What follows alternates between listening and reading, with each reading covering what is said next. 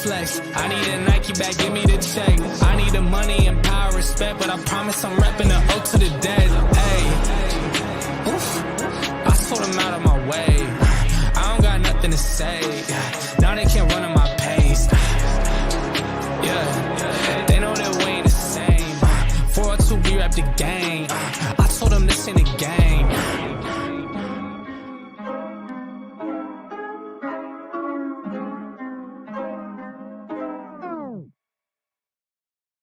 Hey, what is cracking? It's Finn's Take with CB83. Hey, back to you. Hey, for another video. What's good, Irv? We in this joint, man. So much. Hey, so much has happened, man. What is the community to the situation? Hey, I'm glad to be back for another video, man. I've been really busy, but you know, just coming live. Hey, wanted to talk some Dolphins. Man, just so much drama, right? And I know you guys are used to it in the Dolphins community. It's always something here, always something in this community that could get you fired up, you know, that could bring some attention to what's going on and, you know, highlight some events. But yeah, it's glad to be back. I'm glad to see everyone tonight. I got 5 in the building. Irv, what's up with you? He said, I think Tua comes back versus Minnesota next Sunday. I think so, too. I think Tua might be ready next week, man. I know people were talking about Pittsburgh, but I think he might come back a little early. And I'm going to talk to you about the Tua situation. I haven't addressed it. I try not to get into a lot of the drama. I know people want to hear different takes. But I kind of let things play out. I was real disappointed about the injury. You know, I was just a little tight about it. Just a little tight the way it went down. The situation with the injury the week before. You know, Tua seemed good. Like honestly, like yeah, I don't think, and that's just me from a fan's perspective saying, you know, what I saw in interviews and what I saw leading up to the Thursday night game, he seemed like he was good. And that's the thing with concussions, man. You just don't know, man. And that's the thing.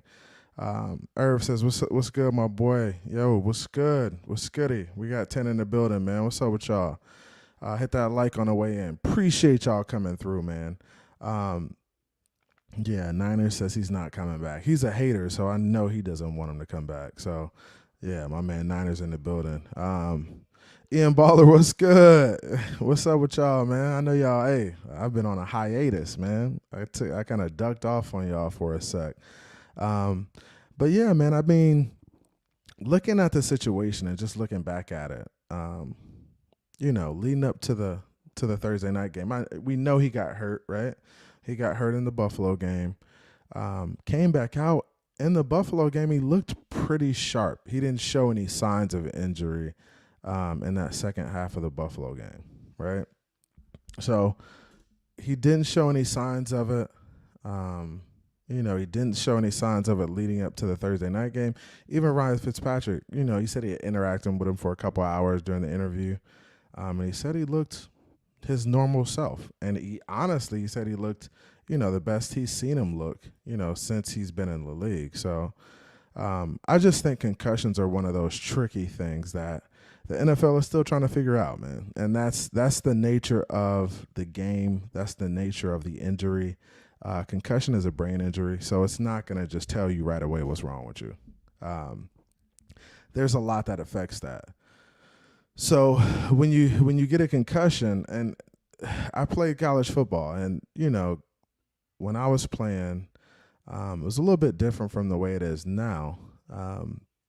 Because now, you know, when I was coaching a few years back, our players had to take concussion tests before the season, like a concussion baseline test that they took on the computer, right? So they took this concussion baseline test, and it would basically kind of gauge where they are mentally in regards to like doing certain things, like, you know, reactions and things like that on a computer, like using a mouse, right?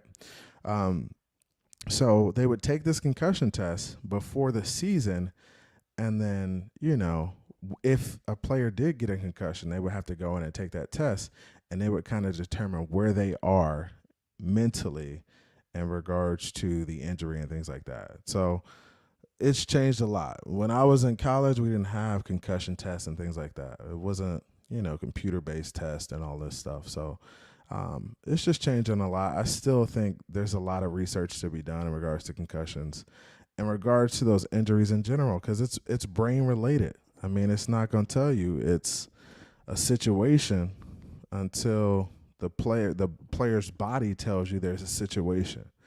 So it's hard to kind of gauge. And I know the results came out today that the Dolphins did nothing wrong. Just a weird situation, man. And I think that's how it is with brain injuries. You just don't know. A player can feel good, look good, and then go out there and get another injury, and it just he react differently to it. And it's a weird situation. And, I don't try to get into speculating because I'm not a doctor, right? I'm not even going to play doctor, right? That's just not me. So I'm not going to get into it. I'm going to just say, hey, I hope the kid gets better. I think he was good. I think he felt like he was good. I think the team felt like he was good. I think Mike McDaniel felt comfortable with him in there. I think Tua felt comfortable. The first drive he comes out, he goes 4 for 4. He hits Chase Edmonds in the hands in the end zone for a touchdown, and he drops it. But the kid looks sharp early. He looked sharp early. We can't say he didn't.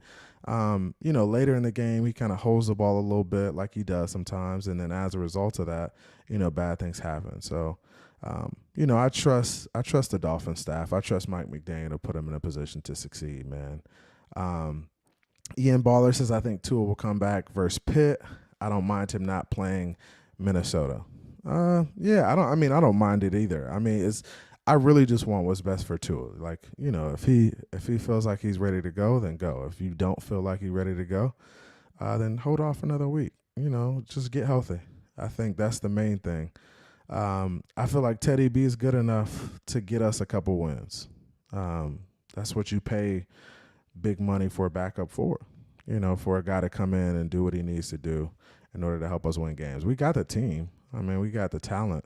So just get in there and get it done, man. He said, let's go down there. It says the doctors are saying he should just hang it up. Yeah, man, I know. Of course, there's going to be a bunch of people out there speculating, hey, hang it up. You'll never play another down in the NFL. You shouldn't play another down in the NFL. Of course. And there's a bunch of people out there playing doctor, trying to figure it out. But, I'm going to let the kid do what he wants to do. And I doubt, Tua is just feeling a certain way about it. I think he's just trying to get healthy and trying to get back on the field because that's probably priority to him. He wants to help the team win. Lager Hot was good. He says Bills game ruled not a concussion. Okay. All right. Bills game ruled not a concussion. I didn't see that, but I heard the report came out.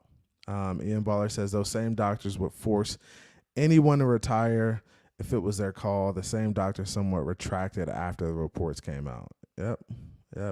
Everybody's going to have their, opinions, their point of view on it. It is what it is. I'm fine with people having their opinions on it. I'm just not going to play doctor because, that's not me. And I know, playing the game and playing the sport, injury's going to happen, man. That's just a part of the game.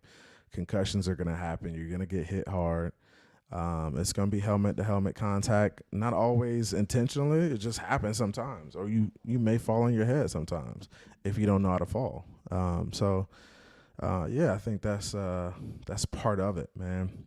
Thomas Jensen says, so now the truth has been said. Let's see if all these clowns apologize for wanting Mike McDaniel's head on a platter.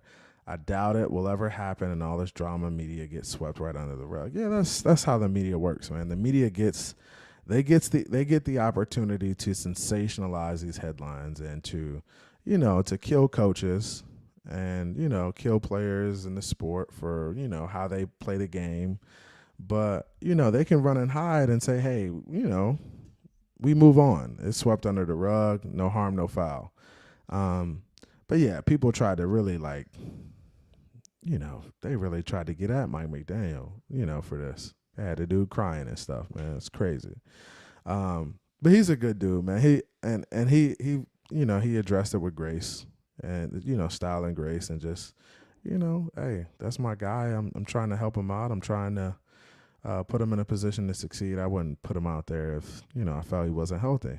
And, Tua knows that too. So come on, man. That's not even real.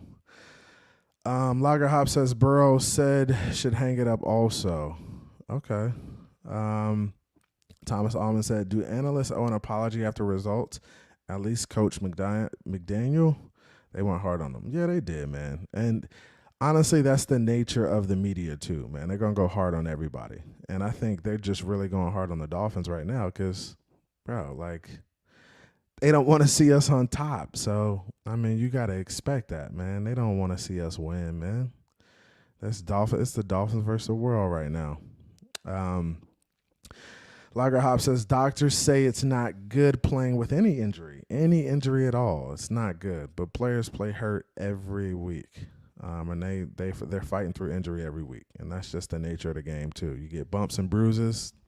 That's how the shit works. That's just how it works, bro. It's the nature of the game. It's a warrior sport. You know that coming in. Them guys sign contracts. They know what time it is. We got the big, bad Jets. Nah, not really. But we got the Jets sucks this week. I'm looking forward to a dub tomorrow. Even with 2 out, still going to be a dub. I think we're going to play well enough to get the win. Now, we got some injuries right now. We're banged up. That's how the game goes. But I think with coaching, scheming, how you attack, 10 days of preparation, you're going to be all right. I think Mike McDaniels and the staff has it figured out. And if they don't have it figured out, I'm a little concerned. If they can't win this game tomorrow, I'm a bit concerned. Because we should be able to win these games with a backup quarterback. That's just where we should be. We should be good enough to win these games. And we saw that in the first 3. In the first 3 games, we beat some really good teams. So with a backup quarterback, we should be able to get it done. Even with Teddy B. Teddy B is better than some of these guys out there starting right now. I guarantee you that. I've seen some bad quarterback play. Y'all see Russell Wilson the other night? That boy don't look too hot for $240 million, man. That's a tough pill to swallow. When you bring in a player to elevate the franchise and he's just not getting it done, that's tough. That's tough. Ian Baller says they won't. He said they won't, Thomas, especially Stephen A. Stephen A. never liked McDaniel. And that's the thing, guys, and that's the thing about everybody in general, right? Everybody's going to have a take about something. And, some of these guys have personal vendettas versus guys, and they don't like certain people. I think it's kind of corny, to be honest. If you don't like a player or if you don't like a coach, especially if you don't know them personally. If they had done something personally to you, and you feel like, hey, he's not a guy I like because I know him, I've interacted with him. That's different, but for you to have these vendettas against guys, or just, it may not be a vendetta. It may just be clickbait. Like they know there's like good cop, bad cop, in terms of like making predictions and making takes. Like, somebody's got to be on the good side, somebody's got to be on the bad side. So they kind of got to approach it like that. And that's why I don't get caught up into the media, because I understand that it's a business and that they're trying to sell tickets. Like, they're trying to sell themselves. So it's got to be controversial in a sense, because you want to have a good cop, bad cop, both sides, because there's going to be people on both sides of the aisle, right? There's going to be people who like McDaniel and people who don't like McDaniel because he's the Dolphins head coach and they don't like the Dolphins. So, they got to play both sides. They got to play both sides. So somebody's got to be on that bad side. And that's why I don't get mad at guys like Stephen A. Smith or, Shannon Sharp or any of these guys who say, hey, I don't like this player or this coach, or I don't think he's good enough. I know that, hey, that it's not a personal thing. They just may think he can't get the job done. Or they may just be sitting in production meetings and saying, hey, well, I got to take this side since you're taking that side. So, let's figure out a way to make this let's beef it up a little bit and make it juicy so we can get more clicks. It's just the nature of the game. And that's why I don't even get into this drama in the Dolphins community, because it's like, bro, a lot of it is just for, to get entertainment, to entertainment value. It's not all football based, right? It's not everybody worrying about the next game or, the next opponent or the injuries that we have and, the situations that are going on with the team. Sometimes it's like YouTuber versus YouTuber. It's like drama, like negative Nancy's and chatty patties, like, having a field day with each other, which is wild to me because, I just don't have that much time to put my attention towards that. But, to each his own, man. If that's what floats your boat and that's what gets you going, and you feel like that's how you're gonna gain traction in the community, then do what you gotta do, bro. I can't even hate on you. I just, look at you and laugh because I think you're goofy. That's just how I look at it. Lager Hop says, Miami proving that they weren't lying, informed Pete's Dragon. It was Pete's Dragon, man. Irv, the media thinks these are the Dolphins of old. Yeah, they do. I mean, and that's up to the Niners. The Niners, I mean, not the Niners. That's up to the Dolphins. The Dolphins, I keep seeing this let's go Niners dumb shit, and it keeps getting me off track. My bad, guys. And that's up to the Dolphins. Like, at this point, it's Dolphins versus the world, right? I mean, you just go out, keep playing, put your head down, go to work, and try to win on Sundays. Go out there and get wins and say, hey, we're a different team from what used to be here. But that's only something they can do. So they got to understand that, and they got to fix that. Man, we got 20 in the room right now. Hey, hit the like. I appreciate you guys coming out. It's been a while since I cranked up one. I've been kind of out of the way, ducking the strays, all the shit that's been going on in the community, a bunch of nonsense if you ask me. But yeah, it's been cool, man. I've been really just working a lot, man. Like life, kids. I got a birthday. My daughter's birthday's coming up next week, so planning for that. Birthday party here at the crib, so just getting stuff together, man. Family stuff, enjoying that. And just working, grinding. You know how it is, man. Niner says Jets 24, Dolphins 13. Okay. I hear you, bro. I hear you. Zach Wilson's going to struggle. Bro, you always be wrong, though. Like, hey, that's one thing about Niners. He'll get up here and talk shit about the Dolphins, and that boy is always wrong, man. He's always been wrong. Irv says, boo, 49ers 2-3. Yeah. The 49ers are struggling right now. And Lager Hop says he should skip Minnesota to Hill back. Okay. Yeah, I'm with it, man. Whatever Tua needs to do to get better, get back into his groove where he's feeling better, I think he's got to do that. I think that's most important is him being healthy, because we can't win games with him going out, and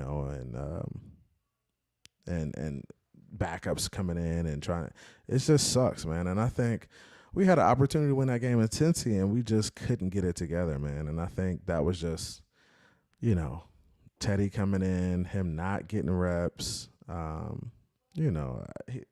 gotta play better. We gotta, in those situations, we gotta come in and not miss a beat. That would be nice, right? We're paying Teddy a lot of money to be a backup, bro. I would like to see you just come in and do work, even if Tua gets hurt and you haven't played, man. I need that. He said, Ian Baller says, damn, a 49ers fan don't think Mike McDaniel can beat the bum Jets. And, bro, don't think 49ers in here trolling, man. He's He's a troll, man. He's in here trolling to get some reaction out of y'all. Don't let him hit you too hard. Thomas Jensen says, I hope Michael Irvin blast all. He did. He already did. Yeah. I mean, he already put it to him, kind of. I saw his take on it and how he was, basically like, y'all are tripping. He was like, blasting the coach for that. No, that's not right. So I did respect his take on that. Lager Hop, hey, Niners ain't putting no money on nothing, bro. He's scared. He just got engaged, so he spent all his money on that engagement ring, man. Shout out to my sister-in-law Bina. Tell Bina I said what's up, Niners. Thomas says Stephen A is not an analyst, he's an actor. He's an entertainer, man, and that's what he is. He's an entertainer. He's out here to get clicks and to get people to pay attention to him. So don't think, that's part of what he does. So don't sleep on that. Don't sleep on that. Dolphins realtor say, why let me hold that Pappy 20, bro? That's actually Pappy 15. But speaking of Pappy, I think I'm gonna have a drink. Dolphins realtor, man. It's been a while. It's been a long week. I'm popping a Stag Junior, man. I know you guys can appreciate this, the good stuff. This is Stag Junior, made from Buffalo Trace. Good distillery out of Kentucky. Pour me up a little bit. Yeah, so I'm having a little Stag Junior tonight. Stag Junior is nice, man. It's actually one of the higher proof bourbons. This one is 128.4 proof, so high proof. Typically, bourbons and whiskeys are around 80 to 90 to 100. You get to 128, you talking hot. You talking some spice. Cheers, man. Cheers to y'all, man. Another week, another opportunity to go out, get a dub. Gotta sniff it a little bit, It smells good, man. It smells real good.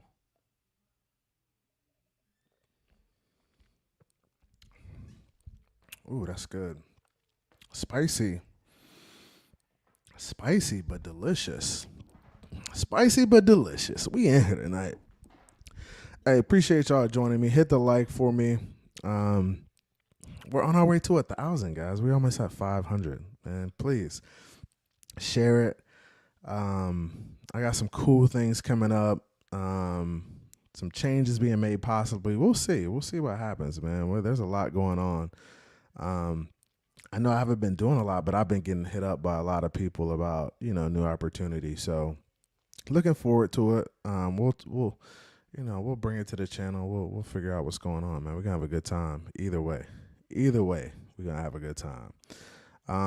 What y'all sipping on tonight? Y'all gotta be sipping on something. Put what you sipping on in the chat. If you grown, you gotta be over 21. Whether it's a beer, tequila, bourbon, vodka, what you sipping on? Irv says, nah, if he's ready to play Sunday, play him. If not, then yeah, Lager Hop. Okay.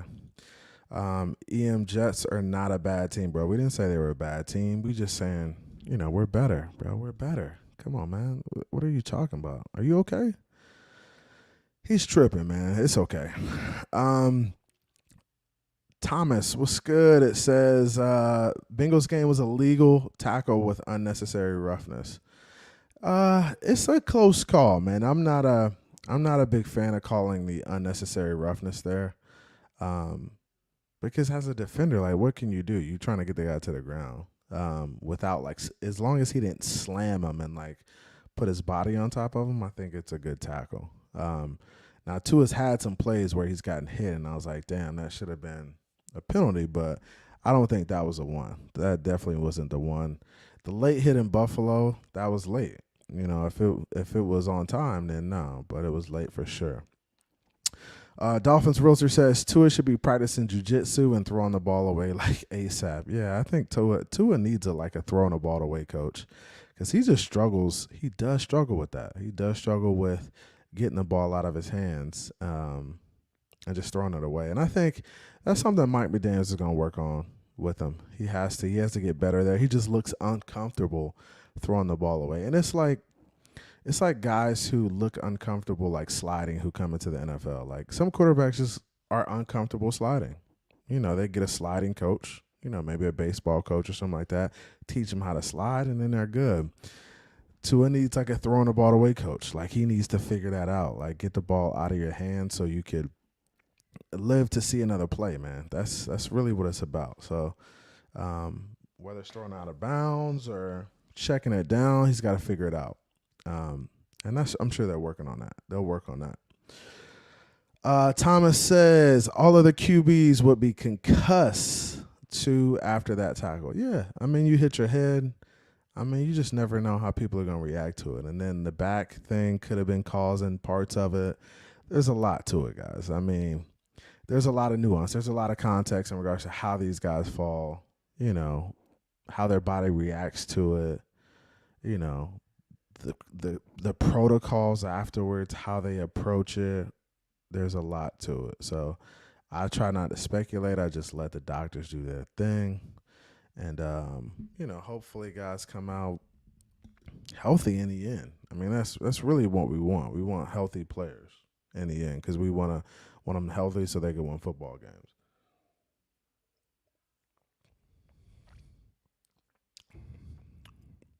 Yeah, that's good.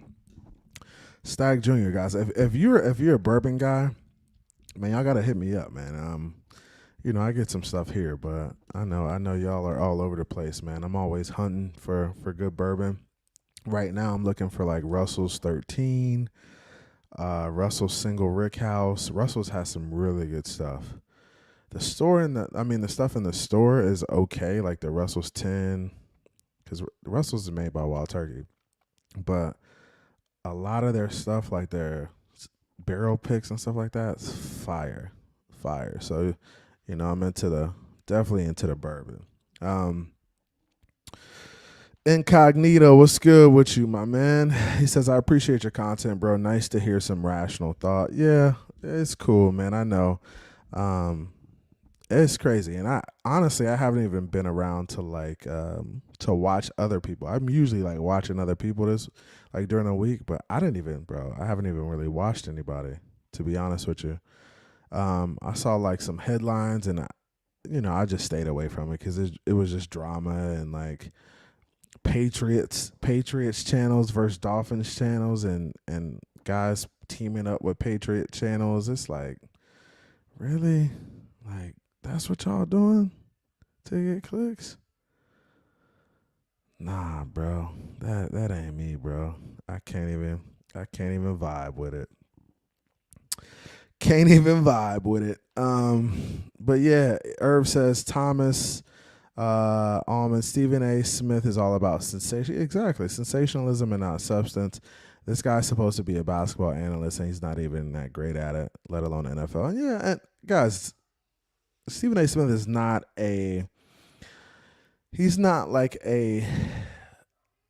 not even an analyst to me anymore. He's like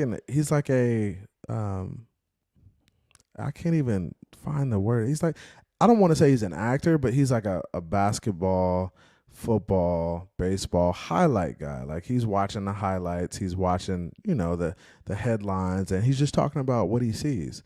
I doubt Stephen A. Smith watches Dolphin games. I doubt he sits down and breaks down film from Dolphins games.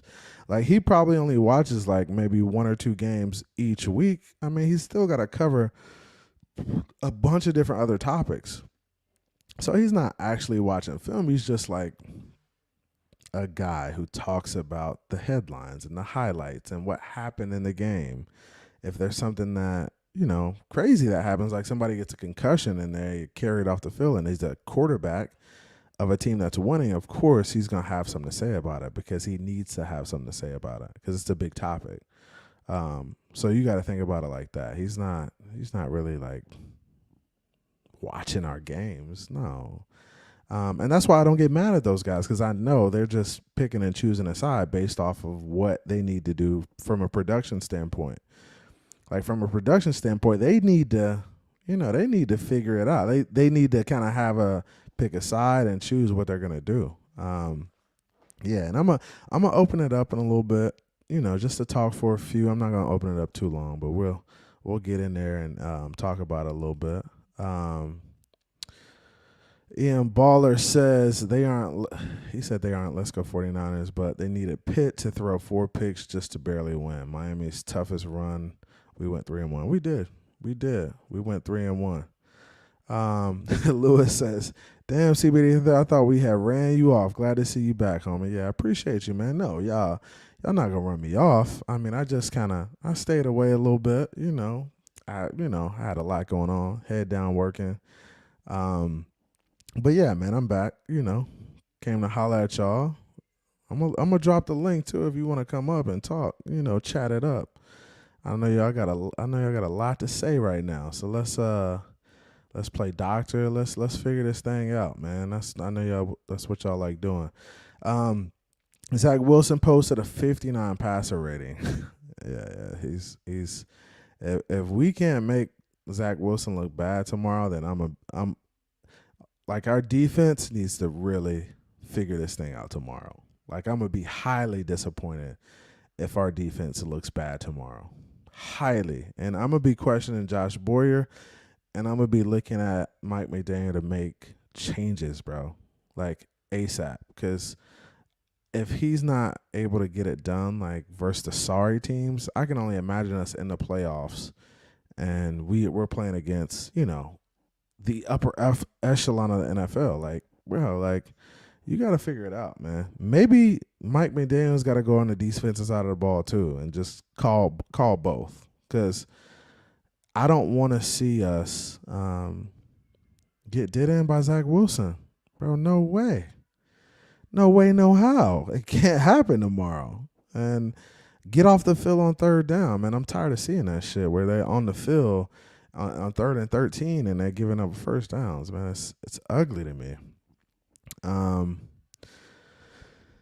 Frank says, "What's good, Frankie? Frankie Moret, what's up with you, bro?" He says, "It's good to know that 2 only had 1 concussion, not 2. Yeah, that's cool, man. Yeah, I mean, it's always. I just want guys to be healthy. I don't wish them type of injuries on nobody, bro. Them injuries is crazy." Irv said Lewis. He was laughing at Lewis. Big Irv. Oh, appreciate that, man. That's my helmet in the bag. That joint's clean, right? Got that from the garage sale down when I was at practice, training camp. My man Batman helped me get that. Yo, Ian Baller says, "Let Teddy Two Gloves cook while Russ Milburn." Yeah. Teddy Two Gloves got to go. He said, "Please don't say Teddy B better than Wilson." Teddy B is playing better than Wilson right now, bro. He's struggling. CB83, why aren't we talking about Zach Wilson's 59 pass rating last Sunday? There's nothing to talk about, bro. I mean, it is what it is. He's been bad, so I expect us to continue making him look bad tomorrow. Like, we gotta hit him. We gotta get him to turn the ball over. Like, that's gotta be a must. And I don't even we could talk keys to victory all we want to, bro. Play defense and get off the field. Make him turn the ball over. Like, that's how you win the game. It's just easy. Shit's easy. Just come out to play. 49ers, you ain't Draymond and shit, bro. Bro, you the size of my 7-year-old, bro. Stop capping it here, bro. This man is literally 95 pounds soaking wet. Bro, if you hit somebody, they would eat that. Stop lying, bro. You ain't capping. Don't cap, bro. Hey, that's bad. I'm gonna put your ass on blast. Don't be in here lying now. He said it's close. Irv said, Zach Wilson, though I like his physical traits, has been straight up doo-doo butter with only the Bucks game as his only one game. All right. I mean, we'll see. Iceman, what's good? What's up with you, man? I heard y'all been in the community wilding. What's up with y'all boys, man? Y'all boys on another level, man. with all this drama stuff? We got everybody in here tonight. 25 in the room. Hit that like, hit that subscribe, hit that share when I open it up. Don't be scared to come up here and give me these takes, man. He said Teddy looked like meh in preseason. Skylar looked like fire in preseason. Yeah, it's against second and third stringers, but Skylar lit it up and lit up the invincible Eagle second string. He did. And I think if Teddy struggles, shit, Skylar might be in there sooner than we think. You know, if Teddy struggles, and he may be on that third string route. I mean, you just never know. Iceman said, "What's going, brethren?" Iceman, we were going ham last night on those tracks. Oh, what y'all was doing last night, bro? Y'all was rapping? What y'all was doing? Y'all was on the rap tracks? What y'all was doing, bro? Dolphins realtor says the Dolphins offense is more capable than the Jets. Wilson doesn't throw good balls. Teddy had a 77 passer rating in relief after a swarm of emotions. Wilson posted a 59 passer rating prepared. Yep, and that's the difference. I think Teddy's just a better quarterback than Zach Wilson. We know that. I mean, Zach Wilson's struggling. He's young still. He's gonna struggle. He's really just out there trying to sling it around, bro, slinging a rock, but he throwing that shit to other people. So the Dolphins better capitalize tomorrow.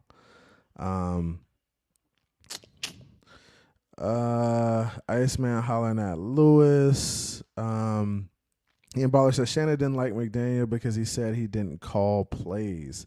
Stephen A doesn't like McDaniel because he's not black enough. Oh, okay. Interesting. Okay. I mean, I think his dad's mixed or something like that.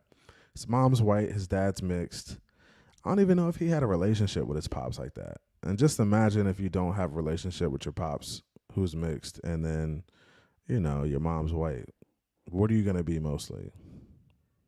White. I mean, that's just the nature of the game, guys. You can't be something that you're not around. So you got to think about it that way too. And he said Shannon never said that. I don't know if Shannon never said that. But stop saying you're going to swing on somebody because you ain't hitting shit, bro. You wouldn't bust a grape in a fruit fight. Your little small ass. Jeff Fernandez. What's up, Jeff? He says media doesn't like McDaniel because he doesn't fit their narrative of an NFL coach. Interesting, right? Big guy or, mean stature, aggressive, right? That's not what he is. He's different. So that does make him a little bit of a outlier. So I'm sure that's what he's dealing with too. Dolphins realtor says Wilson has incredible plays followed by picks. Teddy has mostly controlled plays with one or two big plays. I'm taking Teddy right now, Wilson later. Yeah, I like Teddy. So Ian Baller says Shannon basically said McDaniel call plays. Skip said no, and Shannon confirmed it. Right after that, he did say good job to McDaniel for the new job, and the video is out there. So Mike McDaniels is calling good games. He's been solid. He's been real solid. He's been doing his thing. And, whether you like McDaniel or not, you can't say that he hasn't surpassed expectations. The dude has. He's been solid. I mean, from a game management standpoint, he's been one of the best coaches in the league. Last game, I think he could have called a couple challenges that could have made a difference in the game. I think the big one to me was not getting the first down on, I think, the Edmonds play. And they didn't give us the first down. If you were to challenge the spot, I think we get the first down there, and we don't have to punt, and we continue to drive. So I think that was a huge play that he could have called. But I think he's been solid, man. He's been doing some really good things, especially with calling the plays. With 10 days to prepare, I expect him to come out and do really good things with Teddy on Sunday, on tomorrow, man. Hopefully this defense just shows up and shows out, man. That's what we need. We need the defense to show up and show the heck out. Dolphin Realtor said, I love Stag Jr. Stag Jr. is fantastic. And yeah, probably one of the best high proof bourbons you can get, man. Cheers. Cheers, man, for sure.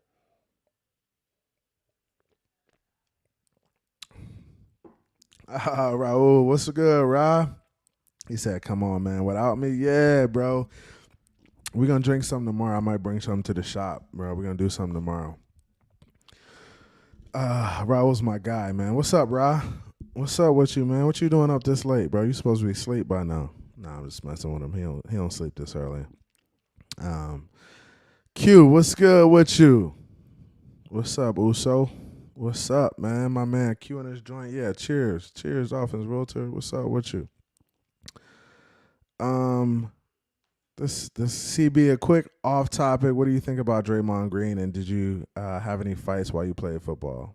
All right, real quick. Yeah, I did have fights when I played football, but it wasn't ever at practice. Like, I mean, you get in scuffles at practice, right? But it's never like sneaking somebody or like, stealing off on somebody. If you do something like that, just fight in the locker room. I feel like that's the best place to fight. Fight in the locker room, get it out the way. And we had some fights in the locker room, bro. That's where cats fought at. So cats would be like, yo, just see me in the locker room after practice. And that's where it went down at. There were no coaches in there. Typically, it was all players. The equipment guy was close by. But that's where the fights would happen, in the locker room. You fight real quick. You get it out the way. And then you move on. You kind of shake hands and move on. And that's what it is. Draymond snuck Buddy in the middle of practice. Bro, come on, bro. You can't be doing that. And he's a young guy, too. So it'd be different if he wasn't one of the younger guys. And he's like, second, third year player. Bro, you want to mentor those guys. Like, if he talking shit, you might run up on him and just like, yo, shut the fuck up before I hit you in the face or something like that. But you're not really going to steal off on him. You just say, hey, all right, you talking? We'll talk about it in the locker room. And that's where you handle it, and that's what men usually do. Like, you just kind of take it to the locker room and just, bro, we'll handle it after practice. Not in the middle of practice, you sneaking a dude, cameras around. Somebody filming practice. It's an NBA practice, so somebody is filming. Because everybody wants to evaluate film and things like that. So somebody filming an NBA practice. Now, high school, ain't nobody filming no. Don't steal off on your guys, man. That's just not in practice, bro. Do that shit afterwards. Talk to him in the locker room. Be the bigger person, bro. And Draymond, I just don't like Draymond as a person. That's just the type of vibes I get from him. That he's the type of dude that'll still off on somebody for talking shit. I mean, bro, it's basketball. It's competitive. It's professional sport. Like, it's gonna get heated sometimes, but you gotta keep your composure. Be the bigger person. Yeah, man, it is what it is, bro. That's just come on, bro. Don't be stealing off. Yeah, man. Let me go ahead and drop this link, man. I'm gonna drop this link in the chat. I'm gonna get a couple of you up. I'm not staying on here all night, so don't even think it's happening, bro. I'm just kind of getting a few people up. We'll talk a little bit about the game tomorrow. Yeah, man. My man says salute. Yes, salute. We drinking tonight, man. Little Saturday night toast, man. Cheers, bro. Cheers to the ladies and the gents in the chat. The ladies and gents in the chat. We here. Hennessy tonight. Okay. On that Hennessy and cran, or you just drinking Hennessy straight? My man Niner say he drinking a Corona. I don't believe you, bro. If you drinking a Corona, send me the pic. Send me the pic. You know my number. Text me the pic. He don't drink like that. My man Q say he mixed himself some cava. Okay, he mixed himself some cava, chasing it with a beer. I like that. Thomas Allman says, talking to you with TD was fun. Drinking Bud Light cuz I drank too much hard stuff in my 20s, late 30s, beer only. Okay. All right. Beer only, huh? Tanking it with Tua, Fin Sushi. Okay. Thomas said Tua was trying to spin away and he pulled him hard to the ground. Not a dirty play. Yeah, definitely not a dirty play, man. Raul said he on that Bland's goal. Got it from UCB. Thanks. Yes, sir. You know, bro. Take care of you. I got that man at Bland's goal. You can't even get that in the States, man. Yeah. All right. I know y'all going ham in the comments right now. Let me go ahead and bring up Thomas. Thomas, what's good with you, man? How you doing, bro? Hi, man. CB, how you doing today? Good, bro. How you been? Man, I've been doing good. I mean, I'm surprised. I was waiting to see 100 people join up in here, and because CB, you're a monster. You look like a monster. Hey, appreciate you, man. I'm just here giving my little takes, man. You know me, man. I'm just trying to keep it real. I don't get into the drama of it. I ain't calling nobody out. I ain't getting into Patriots versus Dolphins. It's just not that serious to me, bro. But I'm here, tonight, sharing some stuff with y'all. I love the opportunity to come, chop it up with y'all and just have a little time, man. It's good to be amongst Dolphin fans. I'm a Dolphins fan. Yeah. Do you think I'm a Patriots fan? No. I was just saying I don't get into the Patriots drama. We had some stuff going on in the community this week. So, I just try to, stay to myself and just kind of keep doing what I do, man. They're just not used to losing. Give them a couple years of being trash. And, they'll get used to it over time, right? Yeah. And that was the worst thing about Tua going down was as a Dolphins fan, this, 30, 40, 50 years waiting for something. Waiting for a long time, man. And it's like, and what I didn't understand about just the community in general, our community as Dolphin fans, like we're so divided in regards to the quarterback position, right? And we've been through a lot of quarterbacks, right? We've been through a lot of quarterbacks. We've been a lot through coaches. Everything, right? We brought in Super Bowl winning coaches. We brought in guys who were unknowns and did nothing. I mean, we love Dan Marino because he's Dan Marino, but he didn't do nothing. He didn't get us a Super Bowl. I mean, he played well. He just didn't get us to the promised land. And I understand, like, guys want a great quarterback. They want the best quarterback you could find, right? But there's another 52 guys on the team that still got to go out there and perform, bro. It's like you still have another 2 or 3 phases that have to still perform as well, man. It's just when it came to Dan Marino, the Dolphins failed Dan Marino. They didn't get him the talent. They didn't surround him with the talent. Our biggest thing is even with Dan Marino, we never had a good offensive line. In all the years, we have never had a good offensive line. Right now, we have a mediocre offensive line. Yeah, we could say it's probably average right now, like probably middle of the pack, maybe below middle of the pack, but, do they have the opportunity to get better? I think so. I think they do. Yeah. And what I was trying to say with Teddy Bridgewater, I watched all the preseason games. Teddy in the preseason looked like garbage, straight garbage. And every time Teddy went out and Skylar Thompson come in, the man looked like fire. That's what. Go ahead. And he did, and that's what that's the beauty of preseason too, is that you get to see the young guys play, and the young guys really cherish those opportunities. It's different. It's different for a veteran that's been in the league 5 or 6 years for him to go out and play in a preseason game, right? Now, I might be wrong on this. I'm by the years, but I believe Skyler, he got red flagged for an injury, and then he got injured in his first season and then transferred. So I believe last year when he got drafted, he should have been drafted the same year as Tua. They're the same age. Yeah. They are very close in age, man. They're very So, close in age. Yep, for sure. and from what I read, because I don't keep cable, I just watch the games when I can. Skyler was like right on top with everybody else in that year Yeah, for the draft, and then he got hurt, and then he got transferred. So push back, and now nobody's talking about him. And then he comes to the Dolphins, and then in the preseason is just lighting everybody up. Like he made Philadelphia's defense look like garbage.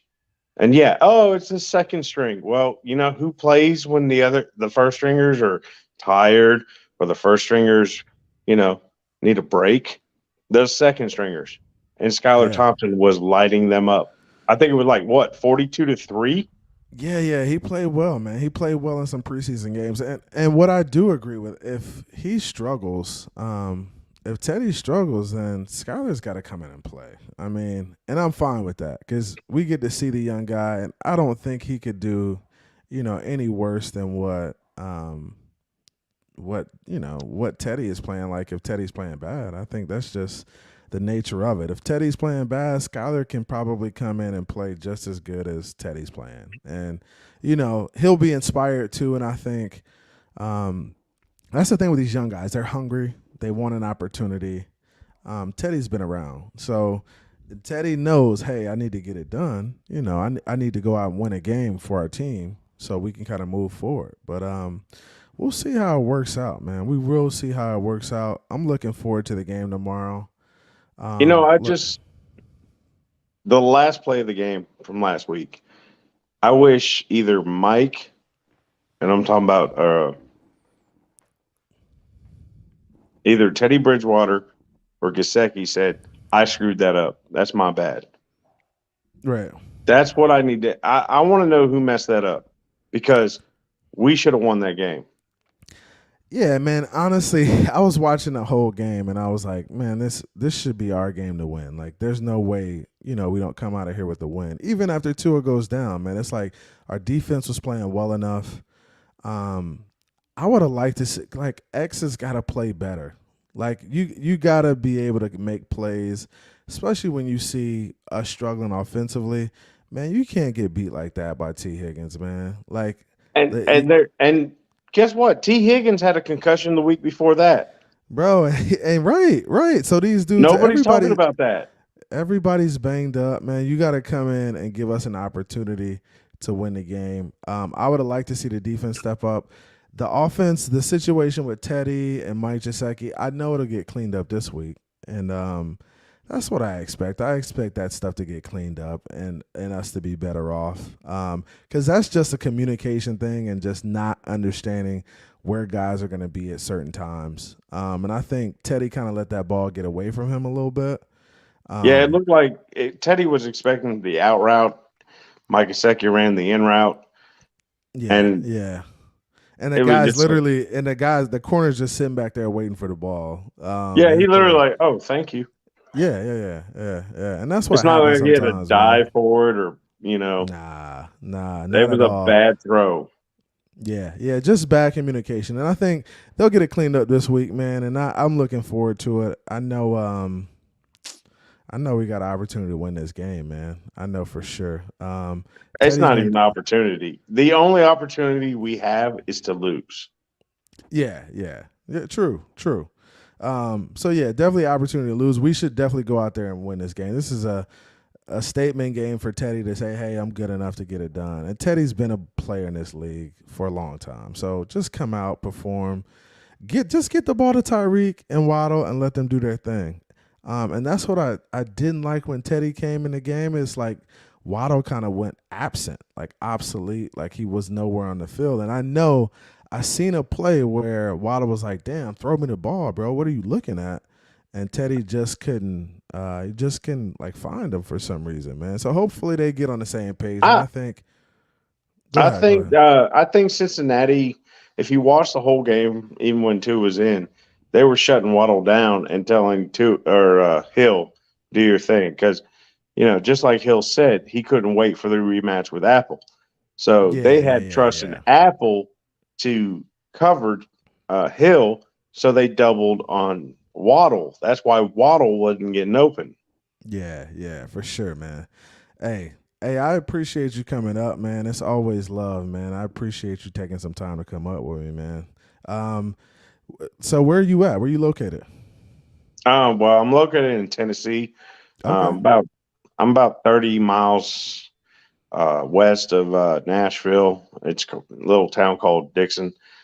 I'm from Miami, though. I am a Oh, okay. Miami, born and raised. I was born on the Air Force Base in Homestead, Oh, nice. That's and what's up, man. I hadn't been home since I joined the military. Just random things happening, so I bounced around in my That's early what's 20s and ended up here. that's what's up, man. Hey, well, I appreciate you coming up, taking some time, spending some time with me, Thomas, man. It's always love, bro. All right, CB, don't squeeze that kid too much harder. He looked like he's about to pop. I know, man. He wanted to jump on the stream real quick. He's like, now that I'm going live and stuff, he's like, oh, I wanna come hang, daddy. He's like, bro, really, What's up, little bro? man? What's your name? Hey, he said, what's your name? Camden. Say again. Speak up. Speak up, man. What's your name? Camden. Camden. That's his Camden. name. How you doing, Yeah. Camden? So how old are you, man? 7. Cam 7. So he had a Pop Warner game today. So this is actually his first year in pads. He's been playing flag prior to this, and he did pretty well with flag. So now he's finally in the pads, and he's getting used to it. Nice. What Yeah, position? man. What position you play? Right side linebacker. And what else? On offense. Runner back. Running back, yep. So he plays linebacker and running back, man.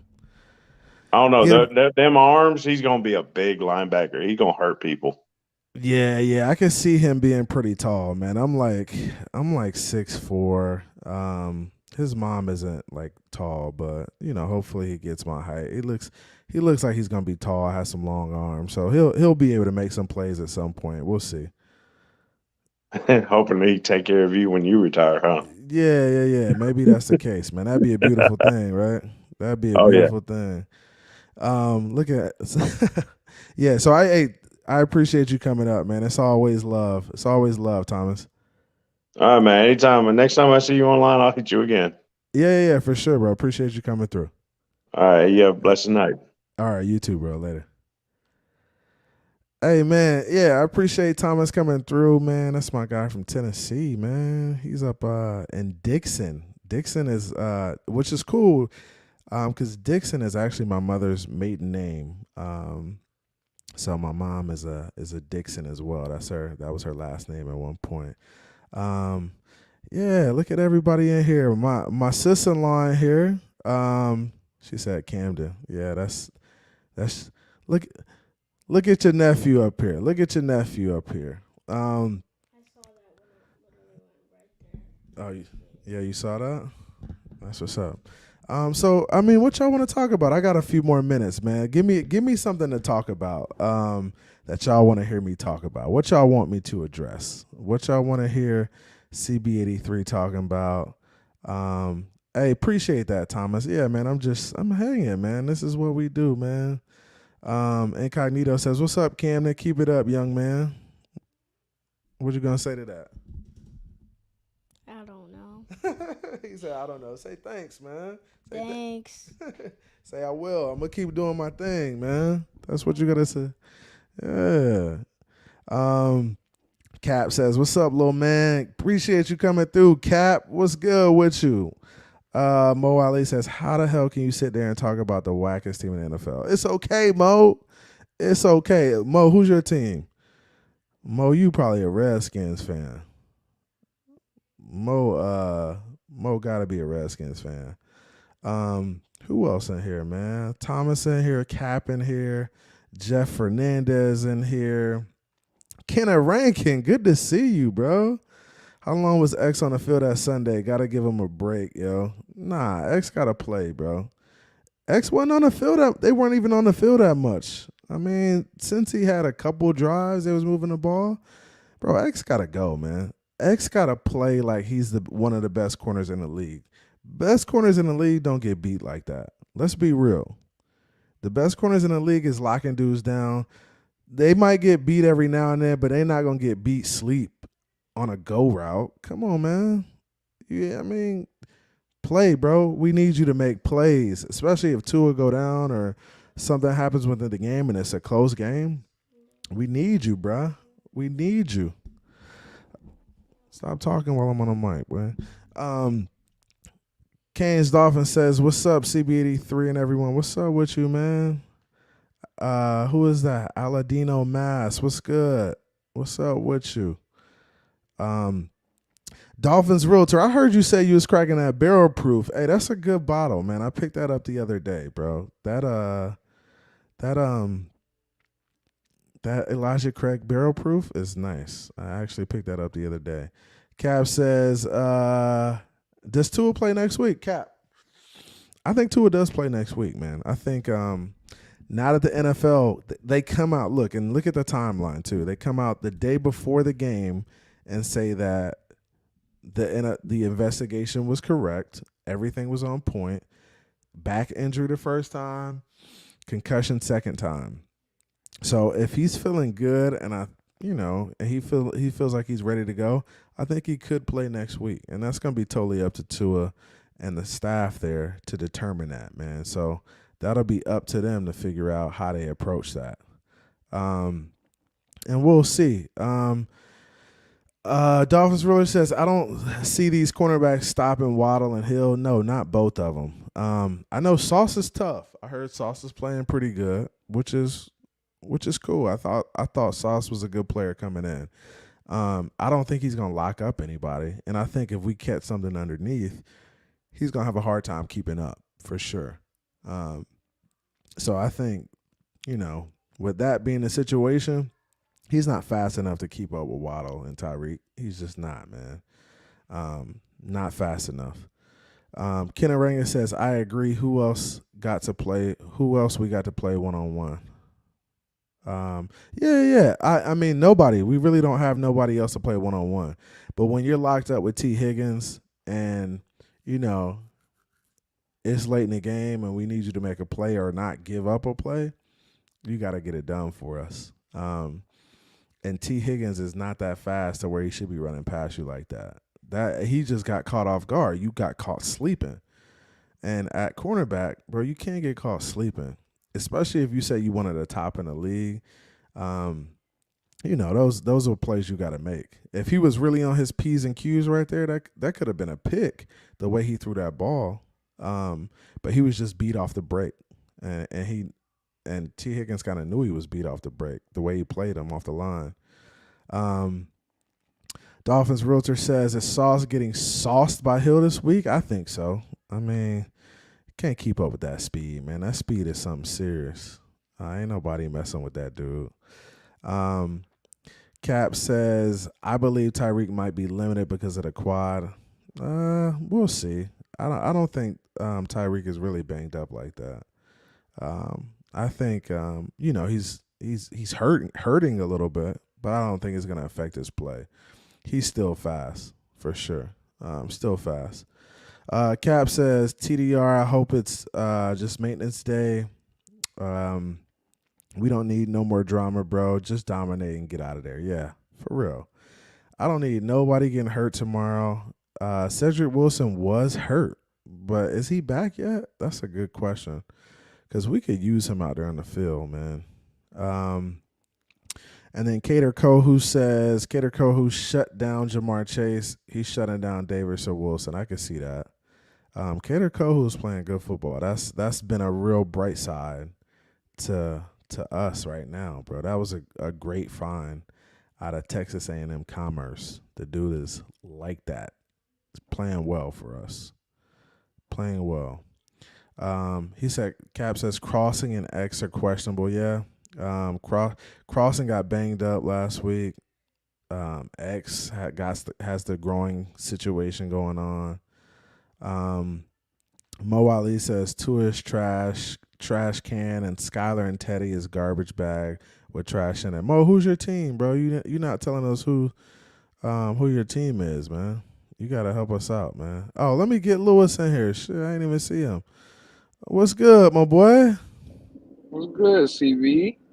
I didn't even see you in here until I saw the private chat joint pop up. What's up with you? Look, I knew you were trying to keep me in the back. We all know it. Nah, bro, I don't do you like that. I see that picture. I like that picture. That's swaggy right there. Come on, man. That's me and the jitterbug, man. You know when we go out, we got to step out clean, man. Hey, step out clean. That's the only way to be, man. How is your son, man? Well, I got an 18, 16, 7, and my daughter, she's 3. So I got them all spread out, man. But the one that you see in the picture, he's 7. Oh, man. You said 18, 16, 7, and 3. You got 4, huh? Boy, you ain't playing. Come on, man. You know I'm out here in these streets, CB. Hey, I see that. Boy, you out there really shooting. Hey, you out there really shooting, boy. You shooting up clubs out there, boy. Come on, man. Just trying to make my own football team, man. I see that. Right. You almost got a starting 5, boy. You might as well go for one more. No, I'm good. Don't be good now. We capped off, bro. Did you really cap it off? No, I'm just saying. I'm just saying that we're me and the missus, we good right now. You know? Okay, all right. She might get that itch, bro. You know, you never know, bro. Man, why are you wishing that on me, CB? It's all right. Hey, so your 7-year-old, that's the boy, right? Yeah, the 18, 16, and 7-year-old, they're all boys. My baby girl, she's 3.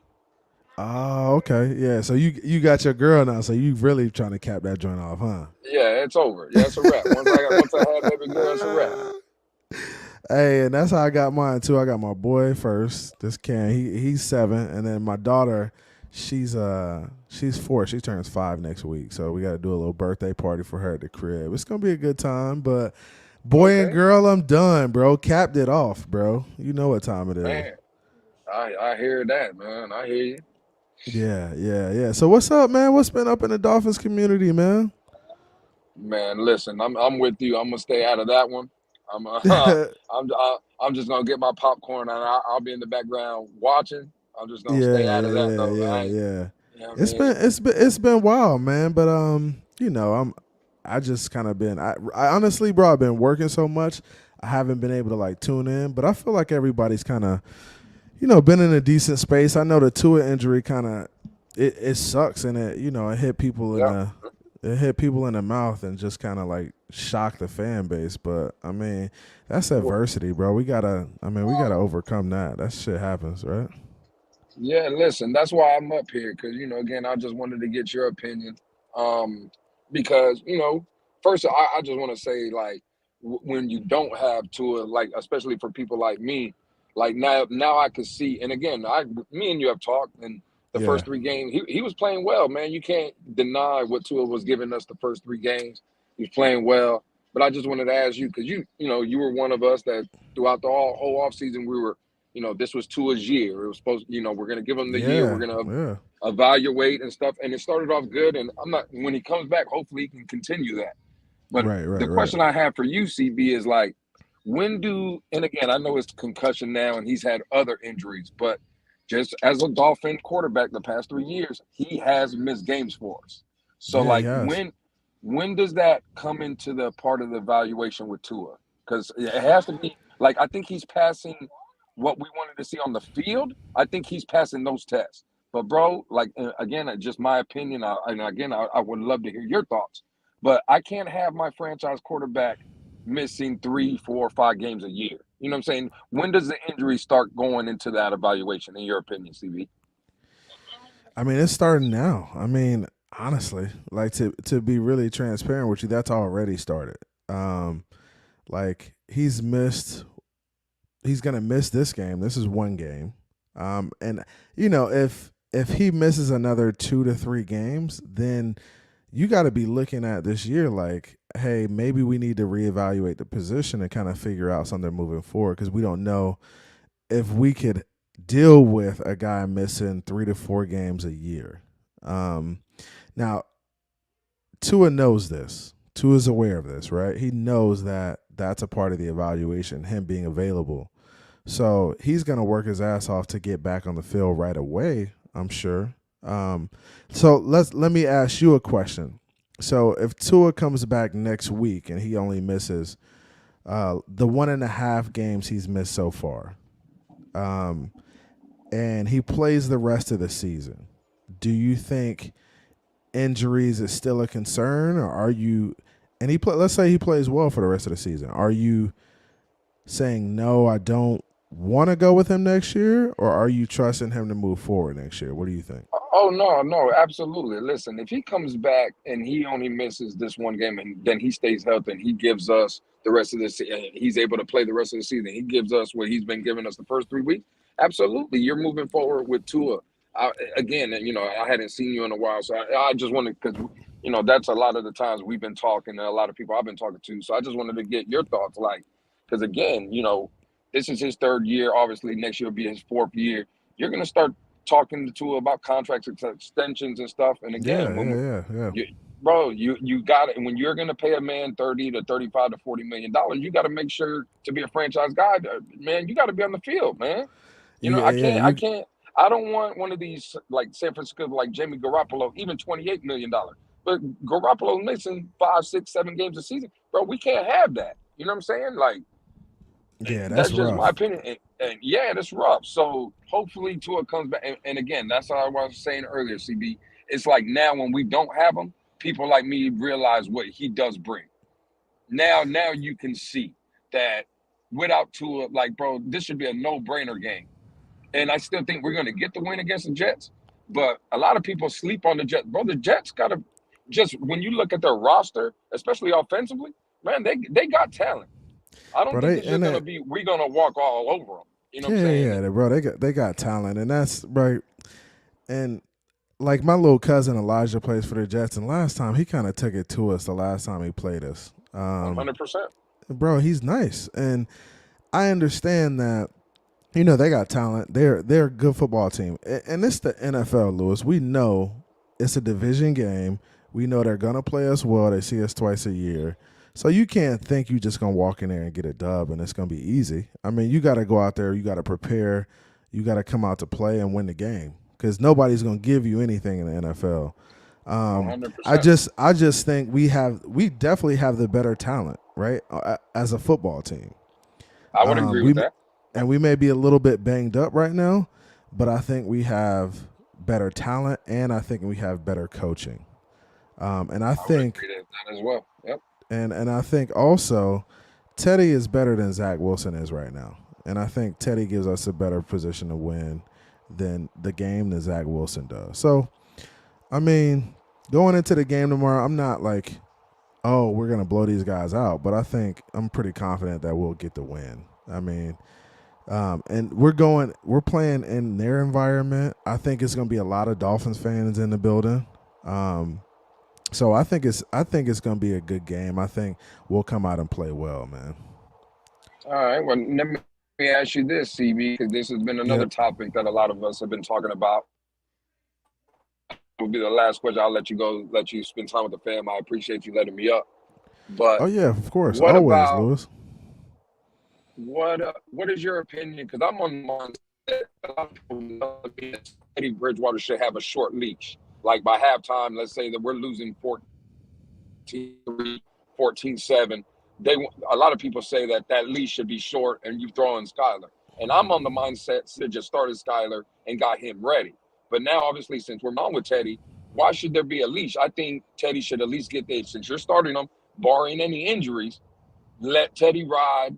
And because you got him ready. I don't think I never like that 2 quarterback system. Like I don't think Teddy needs to understand or needs to be hearing us as fans say, well, if he's losing, pull him out, have a short leash. I don't think that's good for Teddy. So what are your thoughts on that? Do you think he should have a leash or do you rock with Teddy for at least this game? No, I think it's going to depend on how the offense is moving. And like when you look at offensive efficiency, if we're moving the ball and we're getting in the field goal range or we're scoring touchdowns, Teddy is going to be able to stay in the game. But if the offense is stagnant and we're not moving the ball, we can't even get into field goal range to score points.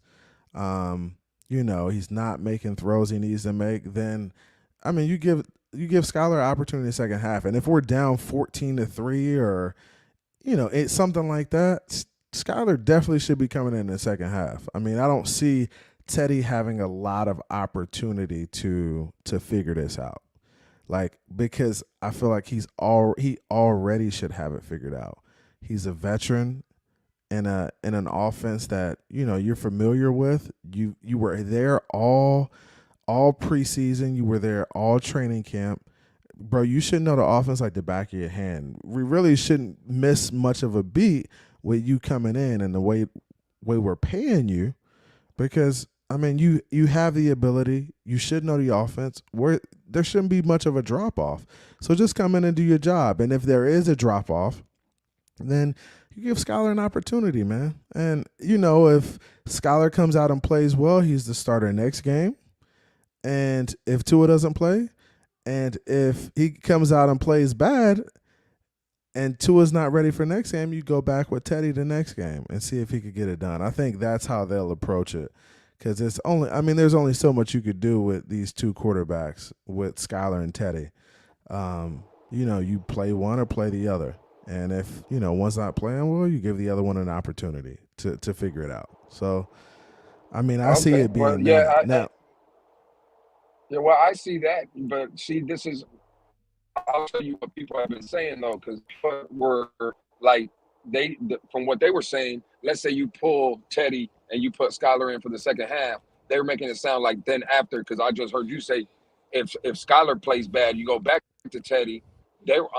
People that I've been talking to have been saying once you pull Teddy for Skylar, you can't go back to Teddy.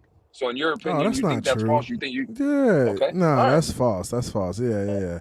So if you pull Teddy for Skylar, and Skylar just doesn't have a grasp on what's going on and he can't make the plays, then you go back with Teddy next game. He's a veteran, man.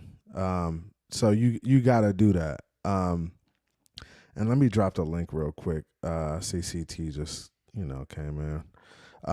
But yeah, you go back with Teddy. I don't think you can't tell coaches how to maneuver and stuff like that. And I get it. Some people are thinking, hey, you got to go with Skylar for, nah, you ain't got to go with nobody.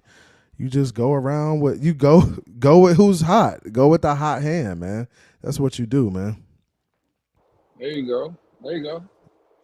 Yeah, you go with the hot hand. Now, I got a question for you too, because I know, I know the Tua thing, the situation.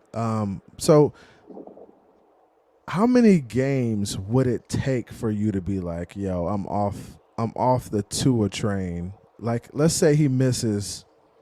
Let's say he comes back and plays, all the games except two more. So let's say he misses this game. About 3.5. So 3.5 games. Let's say 3.5 games. Let's say he misses 3.5 games, and outside of the 3.5 games that he misses, he plays good football. Good enough. Mommy calling. Good enough for us to really win and get into the playoffs and win a playoff game. Like, what are you saying then? Like, if he misses those 3.5. Yeah, I move forward with Tua next year. Obviously, like, again, this is my concern, because we just take our last 2 seasons for example, bro. The Dolphins have missed the playoffs by 1 game each of the last 2 years. Yeah, so if you're telling me our franchise quarterback is missing 3 to 4 games, and now we're missing the playoff by 1, it's like, man, that again, it's just a slippery slope. But to answer your question, yeah, if Tua misses, let's say, 2 more games this season for a total of 3, and the rest of the time when he's been out there for the first 3 games and when he comes back, he's balling, absolutely. Listen, I've been very impressed. Me and you've been messing with each other for a while, CB, and you know I was kind of hard on the kid. And Oh again, yeah. he's been. I'm not going to be one of these guys that just never going to give the kid credit when he plays good. You know, I'm going to give him credit, and what he's shown, he's played well. So I would say yes, man. If this kid comes back, keeps playing at the level he's been playing at, gets us into a playoff, and even wins a game, absolutely, you got to move forward with Tua. Now let's say he misses 4 games and we missed the playoffs by 1 game. You see, that's where it starts. There's a gray area. Now, come on, CB, like let's keep it real now. Like, yeah, I'm trying to keep it real. I want to hear it because honestly, if he misses 4 games and we miss the playoffs, I'm kind of evaluating Tua like, man, I don't know, and I may give him an opportunity next year, you know, to come in and start as the quarterback, but he's on a real short leash, and if he's out, I'm giving the next guy the opportunity to win the job and just take over the team at that point. I think that's fair. I would agree with you. Listen, again, we're talking about we're trying to figure out if Tua Tagovailoa can be a franchise guy, and I'm going to be one to say that from the first 3 games he was playing like one. But again, you have to be on the field to be a franchise guy as well. You have to be. So sure. If you're going to be missing 4-5 games a season, that now we're talking about Jimmy G. Like Jimmy G's productive. He's been to Super Bowls. He gets the 49ers into the playoffs. But can the 49ers count on him every year? No. Yeah, he's tough. missing games. It's tough. Yeah. It's tough. Yeah. So that's why when I first came up, that's why I wanted to see where you was at. Because, again, I think on the field, Tua was answering a lot of the questions. But now, again, it's just the missing games part. And that's concerning to me, man. It is. I think it's concerning to everybody. And I think the type of injury is concerning, too. It's because, you know, the brain is just hard, bro. It's hard to figure out. So when you're dealing with concussions and you're dealing with, you know, the way his fingers curled up and the spasms and the back, there's just all that stuff is tied together and you just never know, you know, how it's affecting his body, bro. You just don't know. One hit could do the same thing again. So it's really like a gamble you're playing with. But I mean, you got to kind of figure it out. And I think the Dolphins are kind of in a peculiar situation where they're kind of evaluating Tua like, hey, we like you. We think we know you have the ability to get it done. We just want to see if you can be consistent for us and be healthy throughout the season. So I think that's where they're at. Yeah. So let me bring a couple more guys up. I'm gonna bring up CT and Shake. CT, what's good with you, my man? How you doing, man? Good. What's up, boys? Lewis, Shake, CB. Love you guys, man. I'm super pumped for tomorrow, man. 1 game without Tua. I think he's coming back next week, especially after they finally completed their investigation and everything I said that was going to happen has happened. So at this point, man. And look at the timing of the release, bro. They released it Saturday, but before Sunday's game. Yeah. So I think if they release that Monday or Tuesday, Tua's not playing. Like, he's not playing next week. But I think since they released it, you know, this week before the game, I think there's a possibility he comes back next week. Possibility.